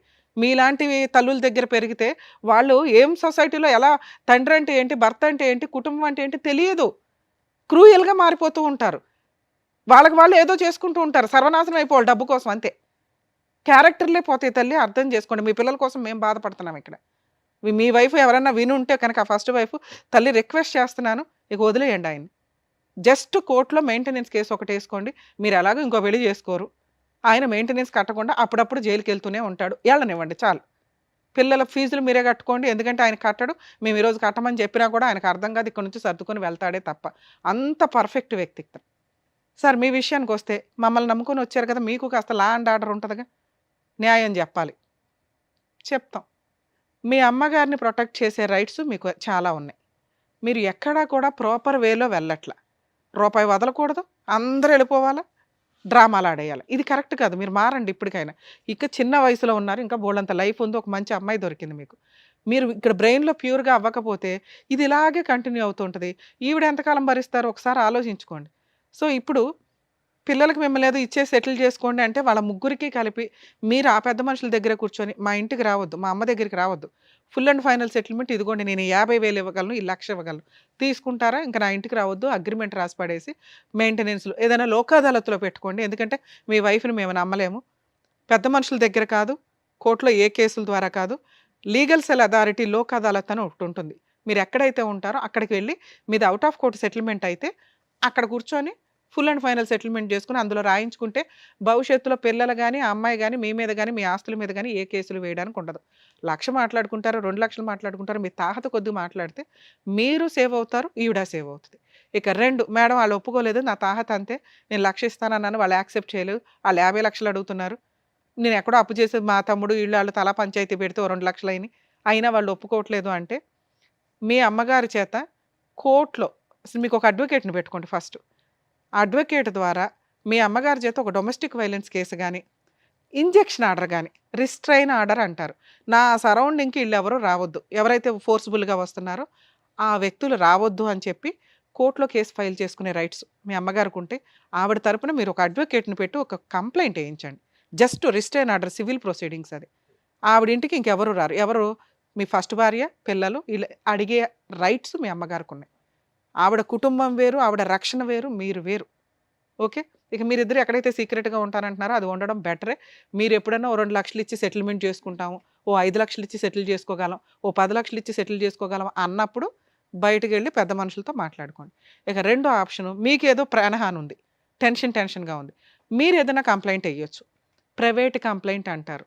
ఎందుకంటే మీ దగ్గర అంతకుముందు ప్రాబ్లమ్స్ అయినవి ఉన్నాయి కదా, అవన్నీ కూడా ఎవిడెన్స్లు పెట్టుకొని జస్ట్ ఎప్పుడైనా మీరు బయటకు దొరికేశారు, బయటకు దొరుకుతున్నాం అనిపిస్తే ప్రైవేట్ కంప్లైంట్ ఫైల్ చేయండి, మీకు కూడా ప్రొటెక్షన్ వస్తుంది. మీ మదర్ది వేరే, మీరు ఉండవసరం లేదు, అడ్వకేట్ని పెట్టి వేయించండి. మీ మదర్ తరపున లాయర్ ఫైట్ చేస్తారు, మీ మదర్ కూడా కోర్టులకు వెళ్ళవసరం. మీ తరపున వచ్చి మీరు అడ్రస్ చెప్పాల్సి వస్తుంది. కాబట్టి మీరు ఇప్పుడు వేసుకుంటారా, తర్వాత వేసుకుంటారా, మీ ఇష్టం. మీరు కూడా ప్రొటెక్షన్ కోసం ప్రైవేట్ కంప్లైంట్ వేసుకోవాలి. మీ ప్రాబ్లం ఎప్పుడు సాల్వ్ అవుతుంది, ఫుల్ అండ్ ఫైనల్ సెటిల్మెంట్ అయిన రోజే సాల్వ్ అవుతుంది. అమ్మ ఫస్ట్ వైఫ్కి చెప్తున్నాను, ఇందాక చెప్పాను క్యారెక్టర్ల గురించి, పిల్లల గురించి. అలాగే మీ క్యారెక్టర్ని ఇక్కడ ఎవ్వరూ ఏం మాట్లాడట్లేదు తల్లి, ఎందుకంటే మీ హస్బెండే మాకు నచ్చల, నాకు నచ్చల. ఎందుకు అంటే ఆయన మీ గురించి చాలా ఎలిగేషన్స్ చెప్పేశాడు. పిల్లలు ఉన్నారు కాబట్టి అవి నిజం కాదని అనుకుందాం, ఎందుకంటే మీ అమ్మాయి మాటలు కూడా మేము నమ్మం. మీ కూతురే వచ్చి చెప్పిందండి, ఆయన దగ్గర ప్రాపర్ ఎవిడెన్స్ లేవు, మీ ఆయనే నమ్మాడు నిన్ను, మా ఆవిడ మంచిదండి అనే నీతో ఇంకోసారి పిల్లనికి అన్నాడు. సో మీ పిల్లలు ఉన్న కేసుల్లో మీ క్యారెక్టర్ని మేము ఇక్కడ ఎవ్వరూ మాట్లాడట్లా. మీరు క్యారెక్టర్ లెస్సా, అబ్బాయితో అక్రమ సంబంధాలు ఉన్నాయా లేదా అని.